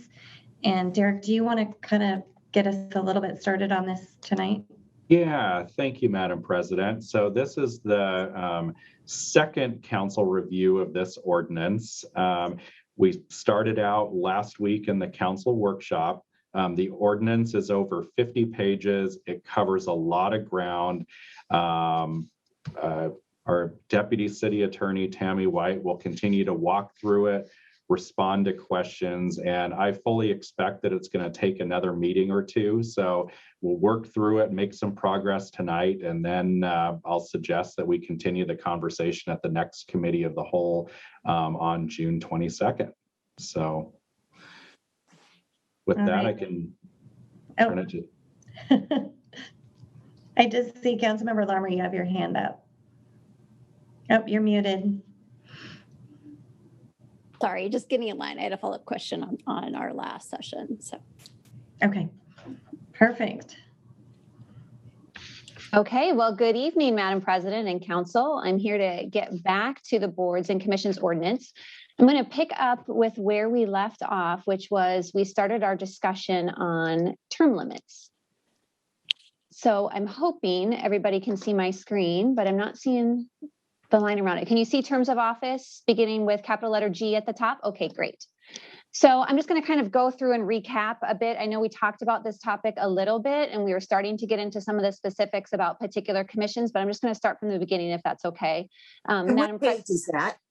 It is on page 7, at least on my version. I'm assuming it's the same in your packet. I'm working through a Word version on my end. It's 245 on PDF, Councilmember Fincher. Okay, so what these provisions provide, now this again, we're going back to the general provisions that are going to apply to all of the boards and commissions unless later in Title 2, there's a chapter specific to a particular commission that sets out different requirements. So generally, these are the provisions that are going to apply. So all boards and commissions, each member will serve a 3-year term. Now, we do provide in some of the later chapters in Title II that some terms are going to be different than 3 years. So there are some specific deviations. One is for the Civil Service Commission. That has a state law requirement that members serve 4-year terms. The Cultural Communities Board, later in Title II, we have a chapter, the current term is 1 year for members. Staff is proposing that council consider increasing that term to 2 years. The Human Services Commission, this is again later in Title II, but currently the term is 3 years. staff is proposing that council consider increasing that to 4 years. And for the Arts Commission, the current term provided for in the code is 4 years, and staff is recommending that council retain that 4-year term. So now we get into the term limit portion. And so the term limits provide that each member on an appointive commission will only serve 2 terms. And so that would be a total of 6 years. It would not apply, and we got into this discussion a little bit, to an inaugural term that is less than 3 years. So if the mayor had to exercise discretion to stagger terms so that all members were not vacated or positions were not vacated at the same time, that shorter term, so 2 years or 1 year, would not count against term limits. Or if a sitting member resigned, moved out of the city, and they forfeited their position, and somebody was appointed to fill the unexpired term, and that was less than 3 years, then the term limits would not count against that service either. So there are some exceptions that are provided for from term limits. And right now what's proposed is that it would accept out the Disability Board, the Firefighters Relief and Pension Board, the Civil Service Commission, the Land Use and Planning Board, and the Public Facilities District. Cultural Communities Board, because we are dealing with the term a little bit differently and we're suggesting a 2-year term as opposed to a 3-year term, we're proposing to increase the term limits for those appointments to 3 2-year terms. So you still get to the same 6 years total. It's just counted a little bit differently. And as we talked about last time, there is an exception to when term limits would not apply, and that is if a member takes a break in service. So they serve their 2 terms, they take a break for a couple of years, and then they come back and would like to serve again. Term limits, their prior term limits would not prohibit them from serving again. Or if the mayor had gone out to do a recruitment to look for applicants and there wasn't a sufficient pool available, then term limits would not prohibit the mayor from reappointing that member if there was nobody else qualified or available to serve. So Tammy, my question actually kind of pertains to this section.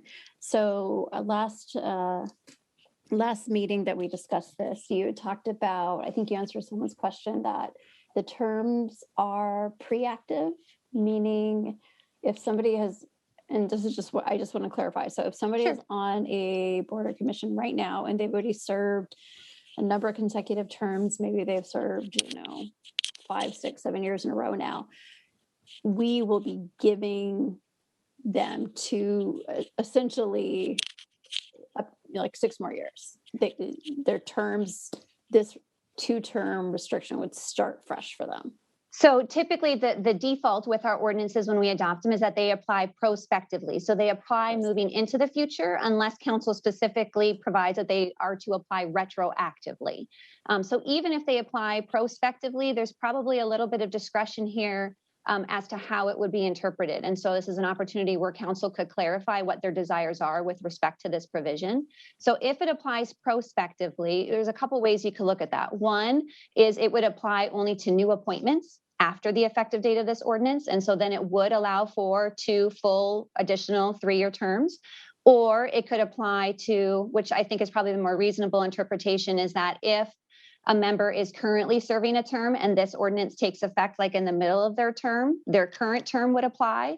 And then theoretically, they would get 1 additional term before the term limits provision would exclude them from being able to serve again. So I think there's some room in there where council could discuss how they want this ordinance to apply, and we can clarify that in the effective date language. Okay, yeah, I like the second option you talked about. And so I don't know if you all want to engage in that conversation now or wait till we get through the whole ordinance. And then when we get to the effective date section, we could maybe have further discussion then too. I prefer we wait. Okay. And was there another question before I moved on? Councilmember Michaud, do you have a question? Thanks. Yeah, I just wondered the same thing. Do we want to talk about changes right now or wait until Tammy is completely done?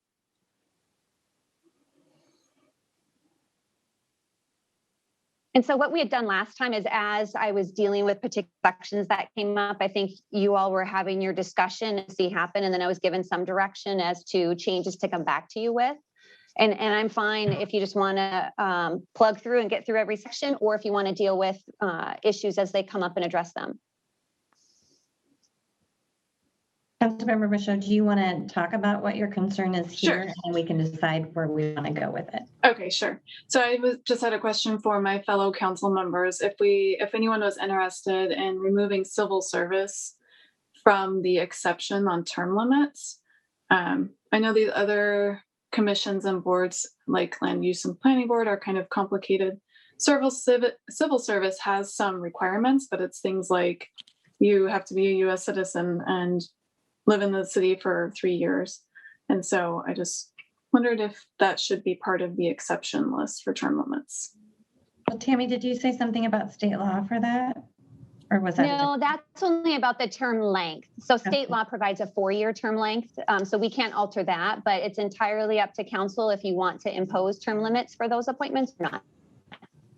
If I may, since my wife is a member of that committee, a civil service committee, they have a difficult time trying to find people for that. So I don't know if you want to do that one or not. I know she's thinking about stepping down, so there'll be an opening there. So anyway, just a thought. Well, I think that's the case in a lot of these boards and commissions lately, just not getting the people, the applicants to apply, but maybe it's because we need to do something differently. But all right, looking at hands raised, Councilmember Fincher.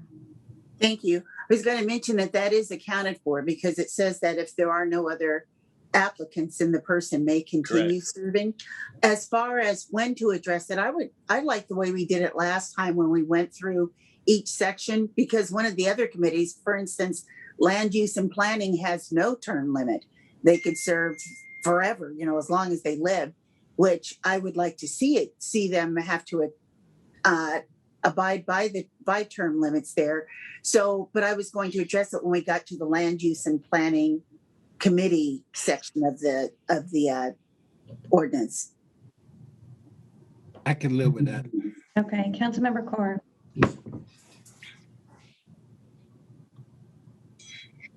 Thank you, Madam President. Sorry, my question was about the Civil Service Commission and others. I think I feel like we are doing a better job of promoting our boards and commissions on social media now than we did before, but I think maybe we need to add a little bit of more what these commissions do and how they make a difference in our community, and maybe just highlighting some of our commissioners who are serving on these boards and commissions every once in a while to get more eyes on these boards and commissions and highlighting them. So maybe they'll make our community feel like, oh, I think I should be serving on this board and commission because I want to make a difference in this area or, that area, or arts or cultures or bicycle advisory, whatever we're looking for. Thank you. Councilmember Thomas, did you have any other questions or comments? Yes, Madam President. Tammy, does the firefighters, the governance board, does this come into play here too? Are you referring to the RFA? Yes. Governance board? So the RFA, the members on that are council members, and term limits that I think I have later on in this section do not apply to council member appointments. Okay, thank you. Mm-hmm. Councilmember Larmer. Yeah, so I'm not clear if we decided that we're going to deal with exceptions further down or now. But I want to thank Councilmember Michaud for bringing up the topic, because I feel like the whole purpose of this ordinance is to be as consistent as possible. And I feel like, to her point about civil service, I think it applies to the others as well, unless there is a RCW exemption. I feel like we should not be exempting anyone from term limits. We can change the duration of the terms, but I feel like we're just kind of negating the purpose and intent if we give exceptions to term limits. So I just moved down the same subsection G about terms of office. I do have a later subsection that specifically calls out those that are exempted from term limits. So if you just want to have the discussion now, we can look to the section 5 and deal with those particular commissions that are specifically exempted, at least right now in the proposal to you, from term limits. So those right here are highlighted at the top of the screen, which includes the Disability Board, the Land Use and Planning Board, the Civil Service Commission, the Special Events Public Facilities District, basically the showware PFD, or the Firefighters Relief and Pension Board. I can speak as to the Disability Board and the Firefighters Relief and Pension Board. These are very small pools that we're dealing with. These are individuals who are covered under benefits that were in effect many, many years ago, prior to 1970, at least with respect to the Relief and Pension Board and the Disability Board, even before then, I think back into the 1950s. So we already have a very small pool of individuals who are eligible. So term limits for those particular commissions would decrease that pool even more. So that's why those two particularly were recommended to be exempt from the term limit provisions. For the other ones, the Land Use and Planning Board and the Civil Service Commission, it's my recollection that those came from council's discussion at your February retreat. And those were two particular commissions that council had discussed exempting from the term limit. So I would defer to you all on that issue. The Public Facilities District, that is an issue that was a staff proposition to council. Derek Matheson or Kurt Hansen, I think, are both on the call, and they might be able to give some additional information as to why that particular commission was requested to be exempted. So with that information, I guess I'll turn the discussion on over to council. Well, and I think some of the concern too is the expertise that is brought to these boards that you don't necessarily get, or have someone that comes in that has interest that has any of that expertise for any of these particular boards that we talked about exempting. And I also, when staff has recommendations for one reason or another, I think that we have to kind of be respectful of that reasoning because those are serving under, things that they do. And so we need to kind of go by their recommendations as well and consider that. So moving on to hands raised, Councilmember Thomas, did you have any more questions or comments? No, thank you. That's fine. Thank you all. Yeah. Okay. Councilmember Larmer. Yeah, I think, to Councilmember Fincher's earlier point, though, we're dealing with when we have a small pool, we're allowing for people to continue if there are no applicants. But the whole purpose of this was to bring in new members whenever possible, when seats are available, so that we have that balance of historic knowledge and new thoughts and ideas. And so I just firmly believe that unless there's a state mandated statute on term limits, I think, we have that covered, that scenario covered where we may not get a big pool of applicants. I don't think we should be exempting any of them. So what are your thoughts though, as far as if staff recommends, that we make that exempt? Do you think that we should still be consistent across the board? I'm just trying to kind of get I think consistency for simplicity's sake, if nothing else. And I understand, the concern with land use and planning, but I mean, you've got 2 full terms, and I just think the purpose of this is to make sure that there are seats available so that we do get that balance. Derek, do you have a comment about this conversation? Oh, I just wanted to chime in and say that Council President Troutner's comment about the Land Use and Planning Board, Civil Service Commission, and the Public Facilities District was correct. The idea behind exempting those was just the amount of time it takes to get up to speed and develop the expertise. And I think that's why the council back in February wanted to exempt those, but you could decide to apply the term limits. I do agree with what Tammy said about the Disability Board and the Firefighters Relief and Pension Board. I think even if you apply term limits more broadly, it would be very difficult if we applied the term limits to those boards because the pool of eligible people to serve is so incredibly small compared to the others. Thank you, Derek. Councilmember Fincher. Thank you. Just to point out that the consistency, we're still going by the recommendations for the time limit, whether it's 3 years or 4 years or whatever the length of a term is. But where the problem comes in is letting that person be able to sit there for the rest of their life if they want. As Councilmember Larimer said, the purpose of this was to help bring new blood, new ideas, new thoughts into these committees. And it's stated that if there are people, one of the things I remembered staff being cautious about was that some of the positions are hard. Hopefully, as time goes by, us advertising, doing a better job of advertising and get the word out there, along with, other ideas to let people know what these boards do. And that some of them take expertise, but some of them you can learn rather quickly. Land use and planning is not one of those. I would agree with that. But that's why they get to serve an additional 2 terms. So really, that's 3 terms that someone could be on there. And I don't think that it's asking too much to ask that someone else be allowed to apply for the position. Like you said, if no one signs up for the position, I'm not saying turn that seat into an empty seat. That person can say, I'm saying open it up so that more people, there could be somebody out there with land use knowledge. There may not be, but the part of our role is to make sure that people are getting the chance to represent the city they live in. Or I would also like the city they work in, which we'll get to later on. Thank you, Councilmember Fincher. Councilmember Kaur. Thank you. I'd have to agree with everything Councilmember Larimer and Councilmember Fincher have said.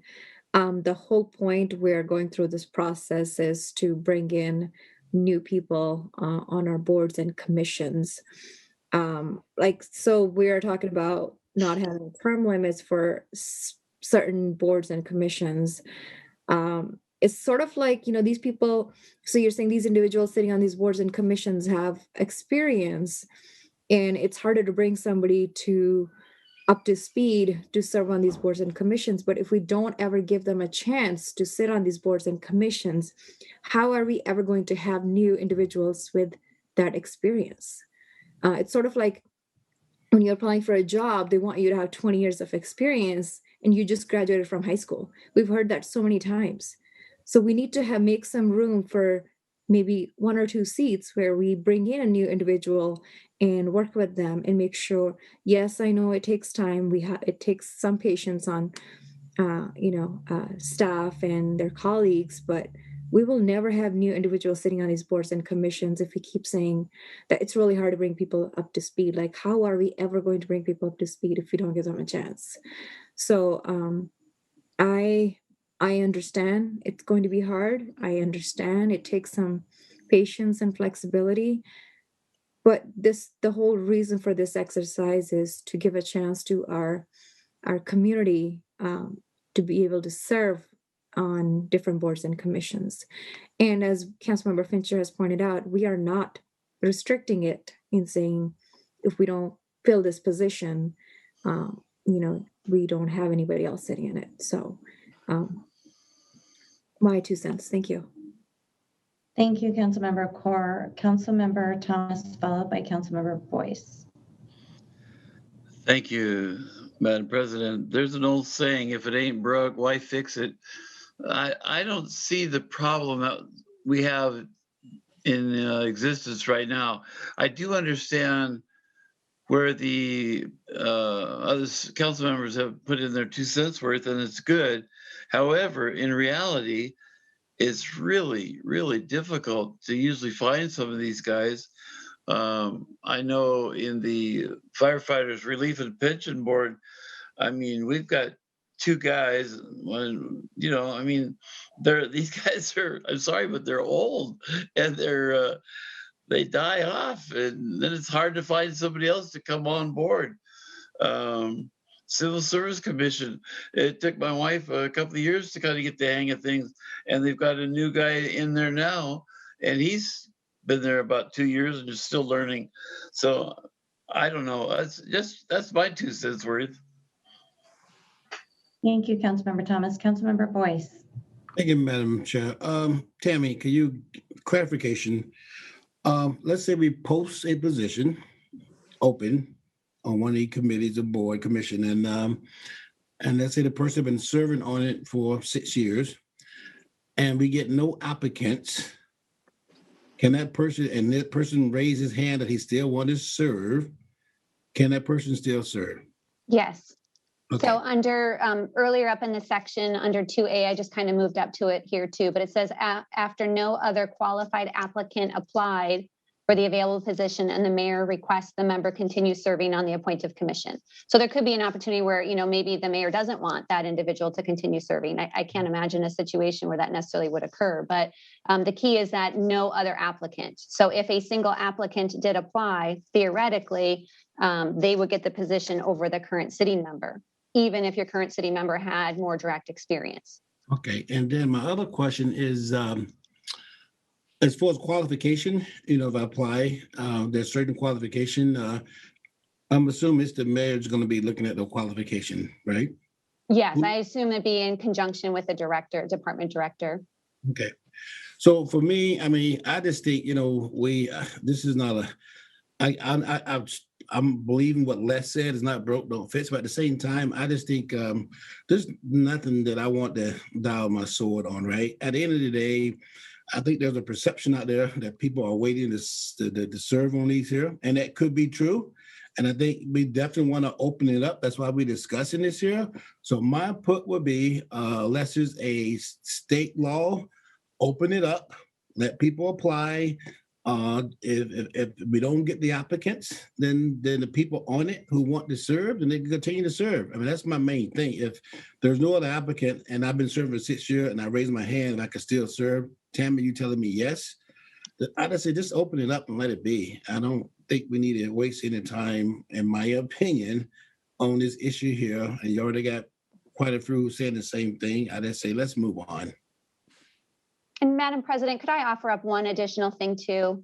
Yes, please. I think Councilmember Fincher had raised a question about maybe the term of the Land Use and Planning Board, and I did just want to clarify that one piece. That term does fall under the default here, which is 3 years. So with the Land Use and Planning Board, if term limits were to apply, each committee member or commission member would serve 2 3-year terms.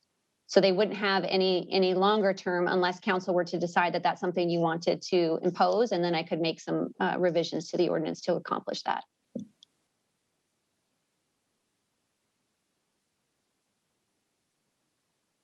And so, Madam President, does it sound like then I have direction to provide that term limits apply to all commissions, no exceptions? Or are the exceptions the Disability Board and the Fireman's Relief and Pension Board? No, wait. There's kind of a consensus. Because again, we talked about this at the retreat and now we're kind of going back to what we said. So is there a suggestion that we need to do it for all of these commissions, or are we going to give any exceptions? Councilmember Larmer. I propose that there's no exceptions for simplicity and because we're covered in the scenario that we've talked about.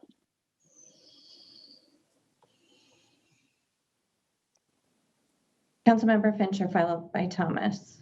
I agree with Councilmembers Larimer and Boyce that there's no exception unless there is an RCW. Councilmember Thomas. Thank you, Madam President. If I heard Bill right, he was kind of going along the same route I was. Let's move on.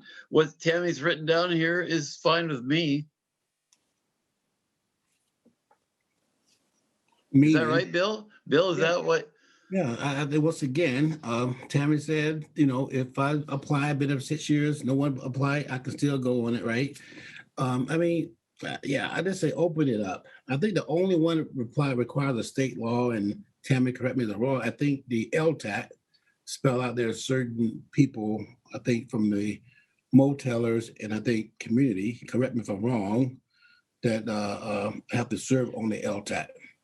So yeah, there's certain individuals who are appointed to the commission, but term limits wouldn't you would not be precluded from imposing term limits to apply to that commission as well. There's certain definitions as to who can actually serve, Right. but there's no term limit prohibition. And I thought there was a bill, I see you pop up, like, I thought it was a member of the chamber of KDP have to be on it. Did that spell it out that way? I'm thinking something different, Bill. There are recommendations that Okay. are made, but not requirements. Okay. Kurt, you want to add something to that? Sure. I was just going to add in the fact that you guys are covering it great, but essentially in the Lodging Tax Advisory Board, you got to think of the board members. There's 5 appointed seats. I'm sorry. There's 8 appointed seats, with the council member being one of them. For Lodging Tax Advisory Committee, the users are broken up into 2 categories: generators of the tax and users of the tax. So Councilmember Boyce's point was that, there are limitations about eligible member seats, but, carrying the obvious thread, if there are term limits, we will at some point likely run into the issue of, employees circulating through each individual hotelier serving on the board to satisfy the term limit, or the opposite is going to be where no one else applies for that position, and therefore the term just carries forward because of lack of other participation. Or we add a whole bunch more hotels. So that's the positive outcome there. But that's really the only complication on the LTAC one, is there are categories of eligible board members there. Okay, I want to understand, may I? Yes, go ahead. Thank you, Madam President. So Bill, you okay with Marley's suggestion rather than Tammy's here in front of you?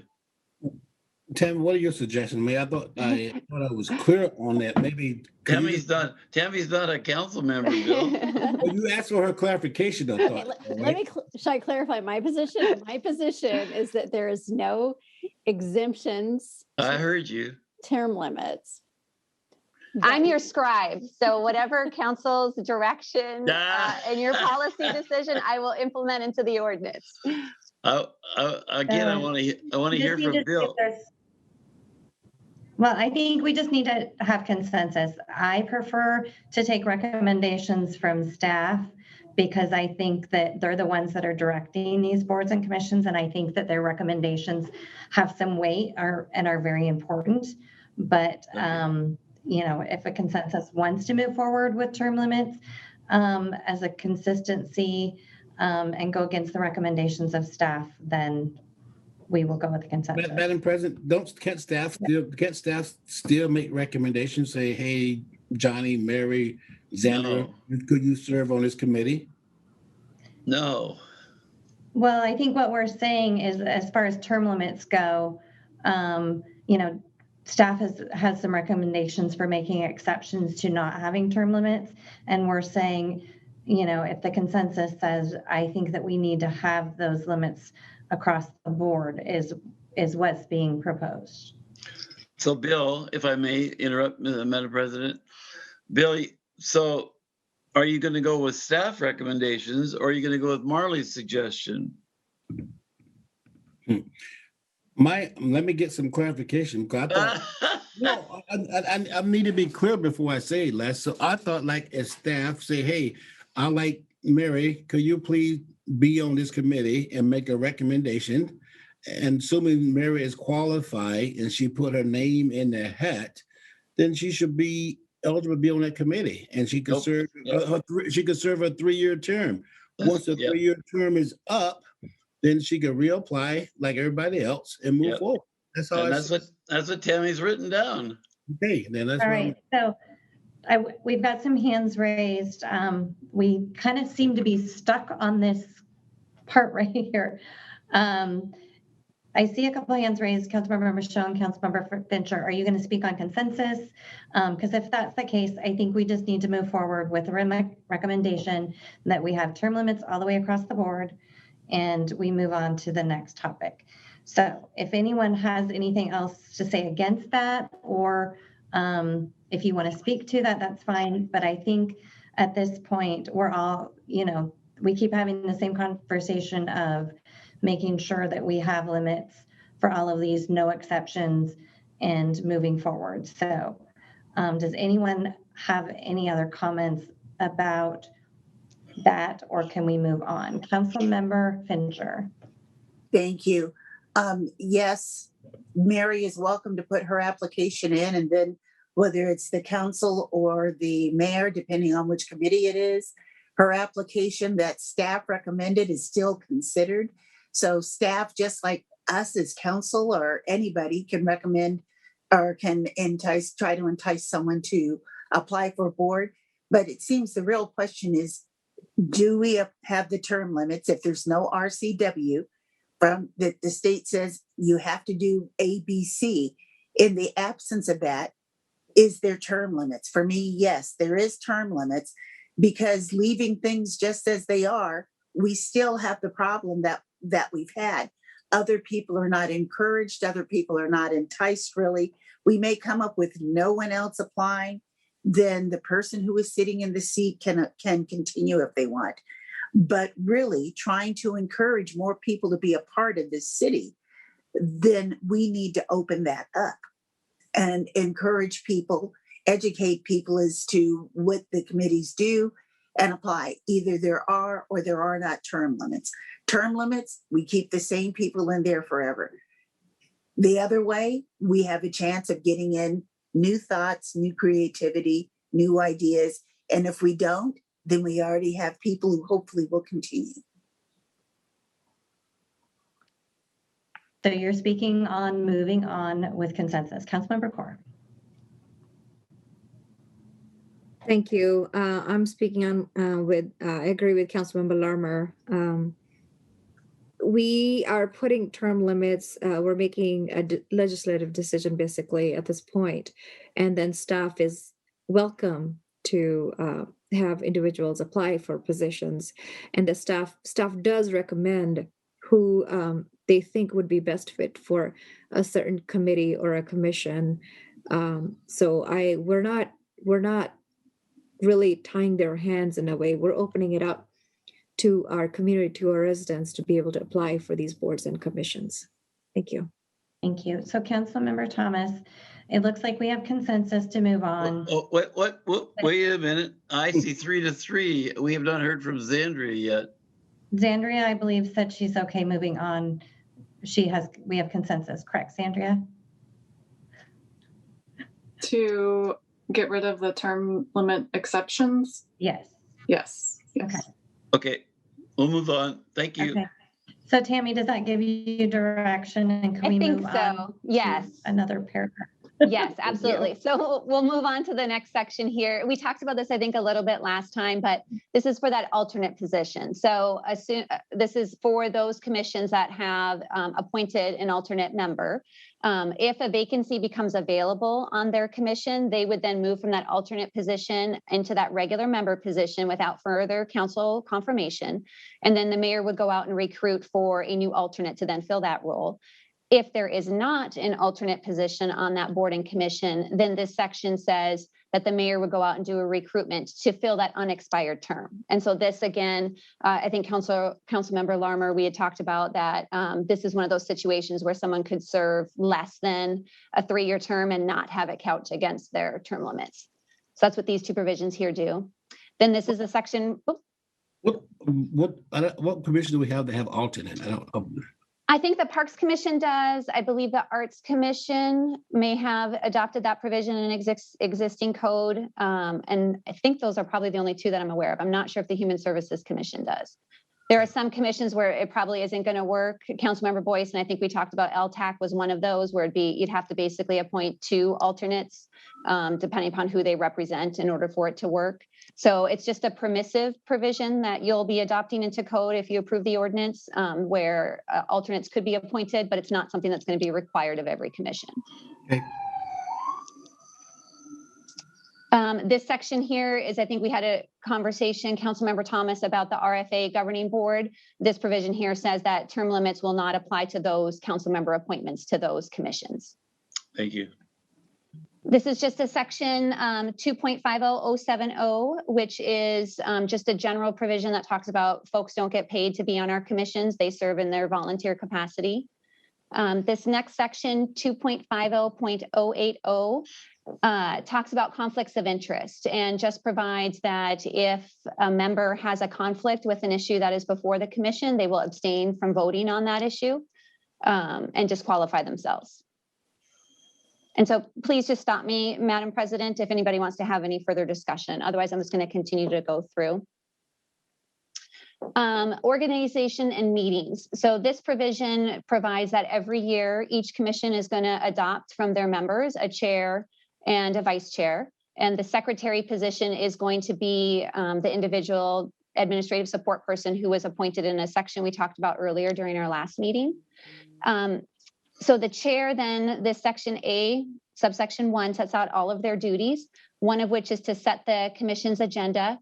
Just given our commissions, they don't know how the work typically gets done. And so the city department liaison is typically the one who works very closely with the chair of the commission to set the agenda, determine what action items need to go before the commission for consideration. And that's just being codified here to say that the chair will set the agenda in coordination with both the vice chair and the secretary, but also the city department liaison. And for those of you who work closely with some of these commissions, those liaison positions are going to be like in parks, Julie Paris-Gondola, Rhonda Billerbeck, Marina Hansen, who support the Human Services Commission, the Arts Commission, and the Parks and Rec Commission. And then also Aaron George and Haley Bonsteel, who support the Land Use and Planning Board very heavily. So this just outlines the very general duties of a chair, which I'm sure you all are very familiar with from your own council procedures, but that they preside over the meetings. They can call special meetings and cancel meetings. They get to act primarily as the liaison between council and the mayor and the commission itself. They'll serve as the sort of focal point for the commission, and they'll oversee distribution of the agendas. And if there are any public appearances that need to be made, I think sometimes like the Parks and Rec Commission has come before council to make a presentation. Typically, it's the chair that is the one that makes that presentation to you. And they'll also be the ones to help facilitate the election process of officers for the commission each year. And then if for some reason both the chair and the vice chair were to be absent from a meeting, it's the chair that would appoint the pro tem chair to manage the meeting in their absence. Then we just outlined the vice chair duties and responsibilities, which essentially is to act in place of the chair and to provide assistance as needed. If for some reason the chair and the vice chair were both going to be unavailable for the meeting and the chair did not have an opportunity to appoint a pro tem, then this section or subsection 3 here outlines how that pro tem chair is going to be determined. And it's going to be based upon the longest serving member of the chair of the commission. So they will then serve as the pro tem. If for some reason 2 members have the same amount of service on the commission, then it will be the secretary who basically drawing a number out of a hat to select between those 2, which would actually serve as the pro tem chair in that instance.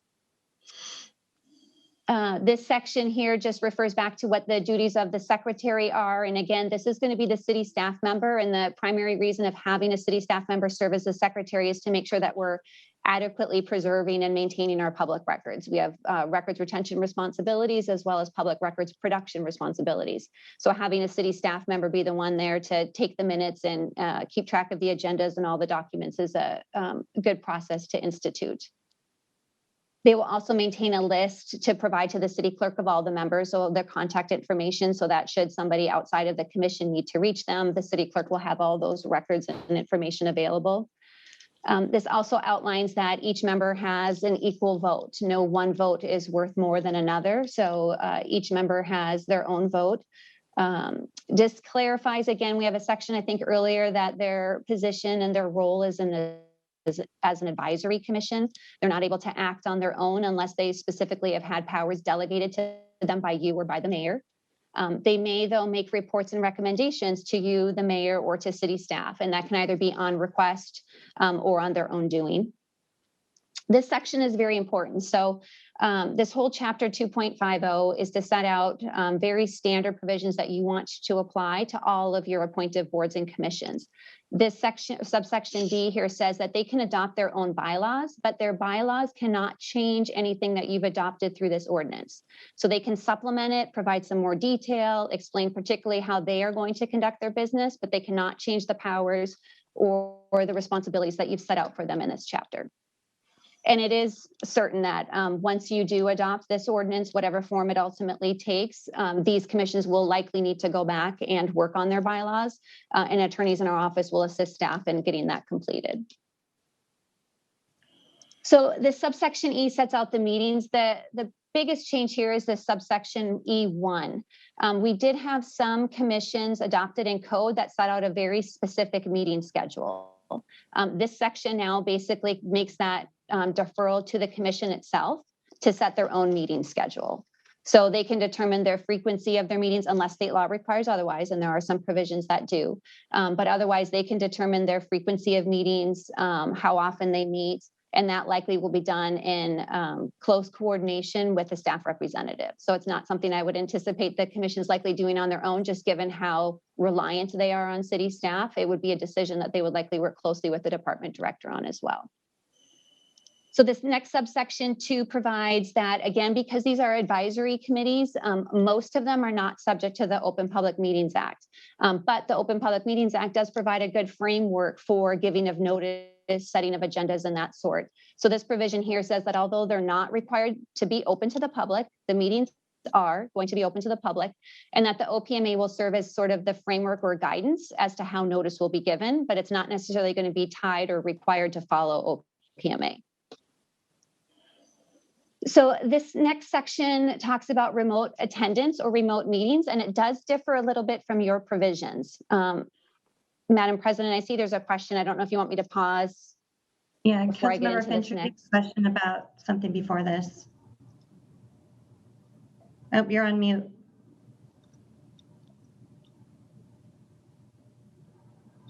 Oh, It actually is on this provision, and I think she was just getting ready to possibly cover it. Okay, great. So I think I already might know Councilmember Fincher's question. So right now, this remote attendance and remote meeting section, for the most part, follows the provisions that you've adopted for your own with a few alterations. So under your council procedures, I believe your meetings, if they're done remotely, are going to be visually, I think, not just by telephone.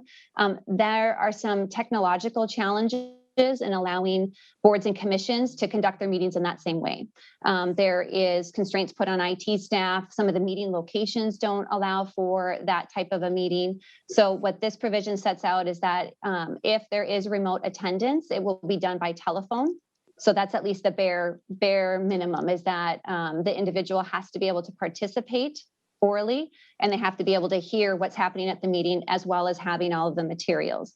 There is one additional requirement that you all have in your procedures that is not in this ordinance, and that is the one I think, Councilmember Fincher, that you wanted to talk to, is that there is not a limitation that the chair must be present for the meeting or must appoint a pro tem to be present for the meeting if the chair needs to remotely attend. You are correct. So and that so is not currently in here. So if that's something that council wants me to add, certainly let me know. And really, I just wanted to make sure that everybody had read that and to see, is that what we actually attended? Since for us, at least the chair has to be present in the room for the meeting in the chamber, whereas that we're not requiring for the committees.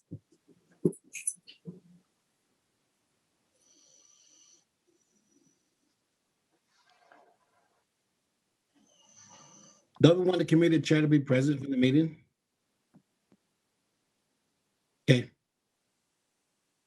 So Madam President, looks like I have consensus on that issue to make that down and add it to it. Great.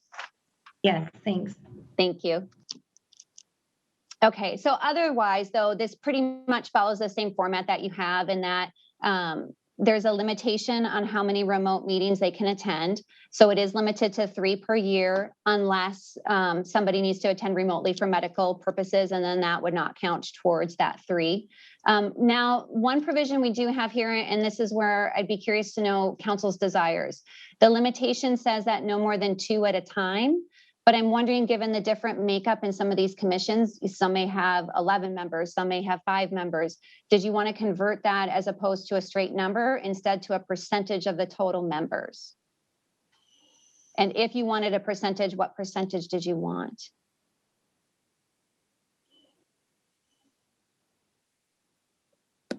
Councilmember Larmer. Would we, versus a percentage, would we talk about it being a quorum? I think, haven't we done that before where a quorum has to be present? That's one way you could do it. I mean, theoretically, a quorum in order to conduct business would still occur if you have two individuals, the rest of the quorum participating by telephone.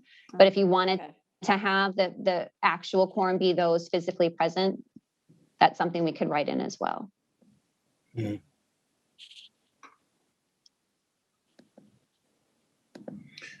I'm struggling with this one here, I guess. So part of me want to say a quorum. If I got a committee of 11, right? So that means a quorum would be what, 6 be in attendance and 5 could be remote? If I'm doing the math right, Tabby? Yeah, I mean, unless you follow this limit here, which is no more than 2 at a time. And part of me is, look, if we talk about having people, if I'm going to be on this committee, right, I need to be present. I need to be involved, right? So, if I'm going to do it from a home or do it from California, then, I mean, not sure what type of contribution you're going to be making. So I like to have a very minimum of people out. The majority probably need to be there. I mean, once you get remote, and we all done remote meetings, right? It get complicated. And I think for me, it's best to have the meeting together so you can collaborate, see each other face to face. So the remote process for me need to be minimum. So you have maybe only have 1 or 2 out of the whole entire could be remote. But I got a committee of 3, right? And you got 2 remote. That doesn't. I mean, that doesn't serve any purpose. So, Well, go ahead. I just say the very minimum for me should be remote. 1 or 2, and that's it.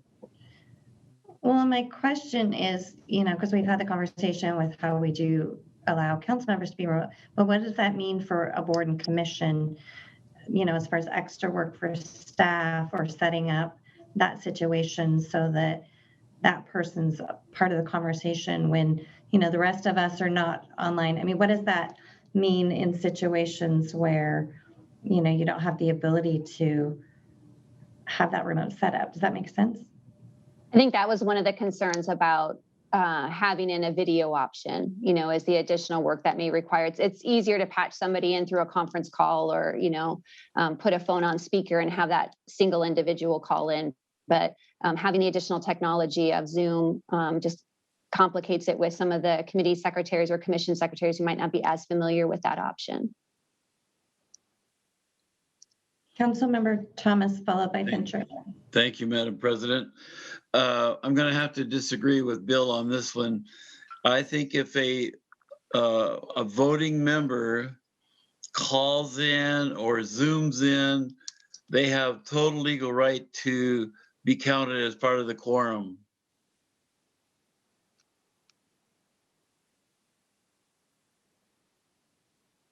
Councilmember Fincher. I think that if the members are on the phone or there, I think they should also be able to participate. One of my main reasons for thinking that is because for us, if I have a public works committee, I have to be there in person. If the other 2 are not there, they call in remotely, we still can hold the meeting. And remember, they only get to miss 3 meetings throughout the entire year anyway. So they're going to have to be present most of the time. Correct.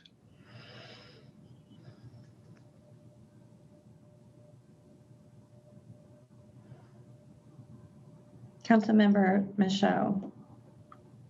Thank you, Council President. Another thing that we could think about is that these boards and commissions will have their own bylaws, and that could be part of their own bylaws.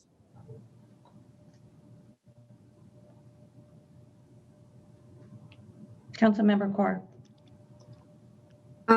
Just sort of thinking out loud, I think that we want to make these meetings more accessible to the community. And during this year in COVID, we've seen that video conferencing or telephone definitely has increased that, access to public and how they're engaged. But I do understand that, we might not have the technology to support every board and commission. So I'm not sure how we can we can resolve that, but it does make sense if the commission or the board want to make sure that, they want to have their own bylaws to have a quorum in the room and maybe a handful of, individuals, maybe for work reasons or whatever else, they need to join virtually, should be able to do that. Councilmember Larmer. I agree with what Councilmember Core was just saying about, digital definitely makes it more accessible to the community. My concern is, though, like, I think we're looking for consistency. So I would rather see us set a standard for all of them than, I guess, leave it to them to individually set in their bylaws. Again, just for clarity and consistency, I'd prefer that we set one option across all of them. Totally agree. We don't want 20 different bylaws or 20 different, it just get too complicated. Let's keep it simple. That's the purpose of what we're doing, putting guidance in place, right? So let us put the infrastructure in place. Well, Tammy, don't these bylaws that we're putting here supersede any bylaws that would be put, different? They would. I think what Councilmember Michaud was suggesting was that maybe we just speak only very generally here and allow the commissions to define for themselves how many they would allow to participate remotely or how that would actually get done. So I think that was her proposition, if I understood it correctly. But if you decide something differently here and you prescribe whatever requirements are going to apply, these will control.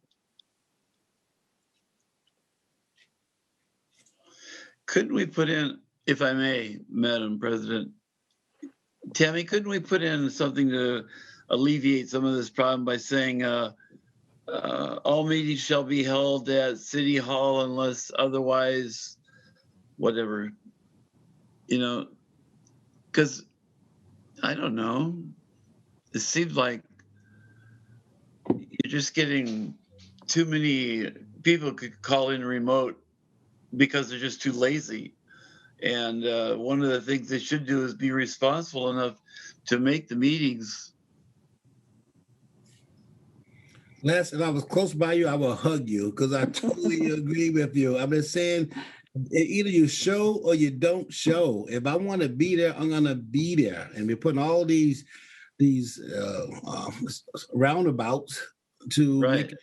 I mean, COVID is not gonna last forever, right? So a lot of our corporations today are going back and requiring people to come back in the office. So I would prefer that we minimize the remote, right? Whereas one or two, otherwise you need to be there. Well, that's what I'm saying, Bill. If you put in a provision in the beginning, all meetings shall be at City Hall or city facilities, because it could be in the Centennial Building, and that kind of eliminates a lot of this stuff, unless you do have another COVID situation.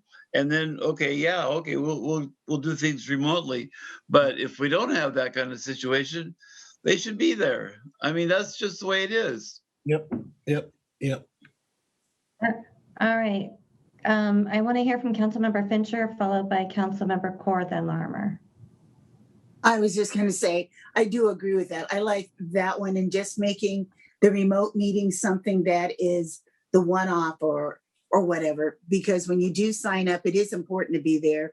You're expected to do, there's work that has to be done, and there's work that has to be done in person. So not only at home and in your other time, but in person. So yeah, I think it's important that you do show up. Councilmember Core. I do agree with that, but I just want to point out that of some of the boards and commissions, when I attend their meetings, I've seen that even virtually, I guess there's been individuals not attending those meetings. So attendance is part of this ordinance we're talking about, right? Amen. So we got a quorum. Let's move on.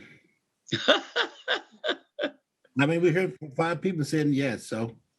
So I think I need, though, a little more clarification, because I'm not sure, Councilmember Boyce, that I'm really clear on what you want done here. Should I prescribe that it's something that should occur on a rare occasion, on consent of the chair, provided that a quorum is present in the physical location? What I said earlier. or remove it? Well, I all, say all meetings shall be conducted at city facilities unless otherwise agreed upon. And if you are voting, I mean, if you have a guy's like, okay, I'm sick in the hospital, which can happen, then I should be still able to listen in, give my 2 cents worth, and then vote. And I should be counted as part of the quorum. Or do you want it like on an emergency basis? Yes, yes. that sounds good. I like that. Yes. Okay. But Is there even- consensus? How you define emergency? Yeah, I get it. I want to, Councilmember Larmer, do you want to speak to this? Yeah, I was wondering if an option here, because one thing that comes to mind is, so we have an active member, they really want to be there, suddenly childcare falls through, like within a few hours. I don't think, it's fair to, to knock them for that. So I'm wondering, do we maybe reduce, what would it be? Reduce or increase the limitations and then just take out the number of members at a time? I'm just wondering if that would fix the issue, because we want to make, I'm just trying to look for a compromise, and if there's some way Sounds to complicated. allow for like non-medical emergencies as well. Or maybe that's all we need to say, is that there's approved non-medical emergencies also. Or what if I define that an emergency is some unforeseen, unplanned circumstance, something that's more general that could apply both for like a medical thing, but also a childcare issue. I mean, theoretically, there's nothing that would prevent them from bringing their child to the meeting too, but except the child's too. Yeah. I mean, so I could define the emergency in that way, focusing on the unforeseen, unavoidable. How many emergency do I get a year? What would you Three, like? Bill. 3? No, I actually, don't know that we have to have a limit on it. I think maybe it's just No. kind of I discretionary guess thing. the point of getting that, Tony, I mean, at the end of the day, if I feel like I can call in and make an excuse for every meeting, then that's what I'm going to do. Well, is there something in here that talks specifically though about attendance, that if you're not, I mean, I don't know. I think we didn't we leave attendance out? Yeah, I see Councilmember Michaud. She's smiling and I'm smiling because we've had a slight conversation about this issue too. So this can come up in a couple of ways. So one, Councilmember Boyce, the question you just raised about, well, what if it's 3 emergencies or 4 emergencies? If there is a belief that a commission member is not fulfilling their duty, they're not being there, they're not helping get business done, there is a removal process where the mayor can remove somebody from a commission. It can be for neglect of duty, and it can be on the recommendation of the chair and the department director. So theoretically, if you do feel as though there is somebody who's failing to fulfill their duty as a commission member, they could be removed. So on the absence issue, which Councilmember Michaud and I had talked about, we did in an original draft have in a provision about unexcused absences, but there was concern from staff that you're then putting the commission in the position of determining when is it a good reason and when is it not a good reason for an excused absence. So that absence piece was removed from the ordinance, at least from this proposition to you, thinking that it could be dealt with on this neglect of duty removal option or the one on the recommendation of the chair and the director. Just thinking there was another way we could deal with it, as opposed to putting the commission in a position of having to vote on whether or not it's a decent reason absent to miss a meeting. So in the removal piece, we can get into a little bit further, but if we were to create this as just an unforeseen, unavoidable emergency, and somebody abuses that, then I believe that there are other removal options that would be available. I like it. I think that makes sense. Is there Madam consensus? Chair, is it goal to finish this tonight? Because I got a headache. Well, so I was kind of wanting to give Tammy some direction on this piece, which did we give you enough, Tammy? I think so. It sounded to me that there was some consensus to revise this remote option to provide that it's an option in an unforeseen or unavoidable circumstance. And then to Councilmember Boyce's issue, we just kind of deal with that on the removal side down the road if it was abused. I think that makes sense. So just to kind of circle back, we are at 6:30. Do we want to continue this conversation, or is this a good stopping point for everyone to move to a future meeting? Good stopping point for me. Okay, I'm hungry. okay. So I think this is the worst, just to let you guys know. This chapter 2.50 is going to be the worst of the discussion. The rest of it, I think, will go much quicker. So my apologies for how long it is taking to get through it all. It is definitely not your problem. You don't need a problem. Well, Is this the last? I just want to say, we've taken up, you have put so much time into this and spent time with us individually answering questions. I know Derek has put a lot of time in this. Directors have given their input. And I hope that my colleagues really understand how much time and how much work you've put into this. And I really appreciate it. So thank you very much. Absolutely. And I'm here for any questions you have. So feel free to contact me on any day and I will answer whatever questions I can for you. Madam Chair, All right. So I think we're kind of last item on the agenda then? Oh. This is the last item, yes. Thank you. So, but at this point, I think we're going to pause and we're going to bring it back. So. Councilmember Fincher has her hand up. And then maybe that will be the next time we can get, at that point, then we can kind of agree that we like the document and be able to move forward. Does that sound good for everybody? All right. With that, Councilmember Fincher, I know you had something that you wanted to mention. Yes, I just wanted to know if, when the item as far as the moratorium has been scheduled, has that been scheduled yet? Is that going to be the next meeting or when?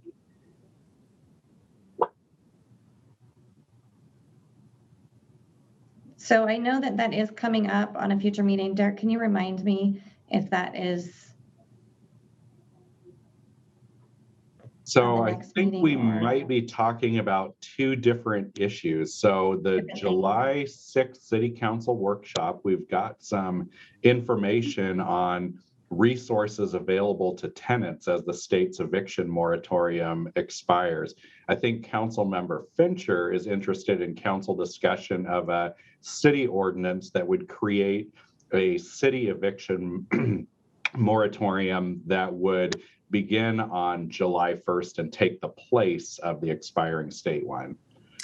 Also offering some help for landlords, especially the smaller landlords.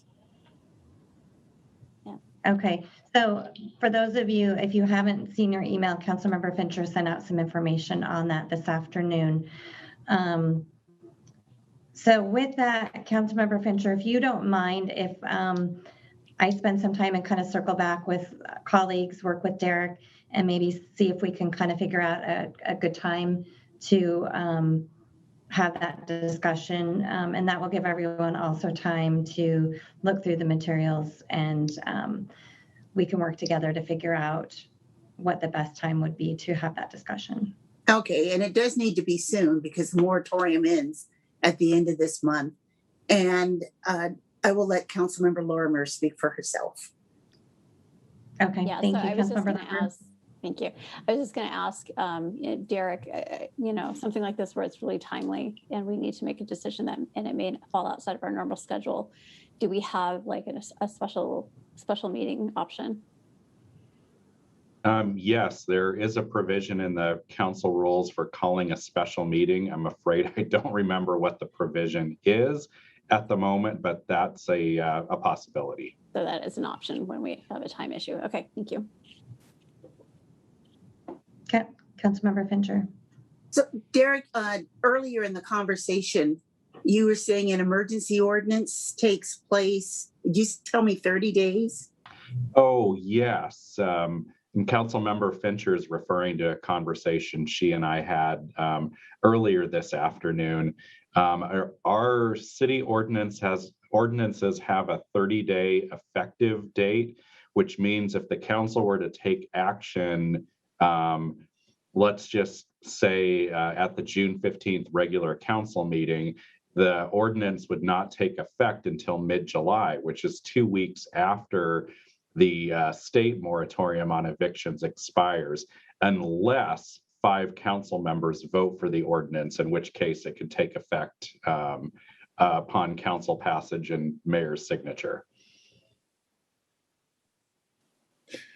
I wanted to say, if we're going to go down that route, I just think for me, and I did talk to Councilmember Fincher today, and I read some other stuff. I mean, I need to understand what's on the table, what problem we're trying to solve, right? Because there is a lot of money and program is out there, right? So I talked to Councilman Finch today. I understand what we're trying to do, but before I go forward this year, I want to make sure I understand the problem I'm trying to solve. And we need to know all the funding that is out there today that can handle this year. I mean, I think Seattle just passed a huge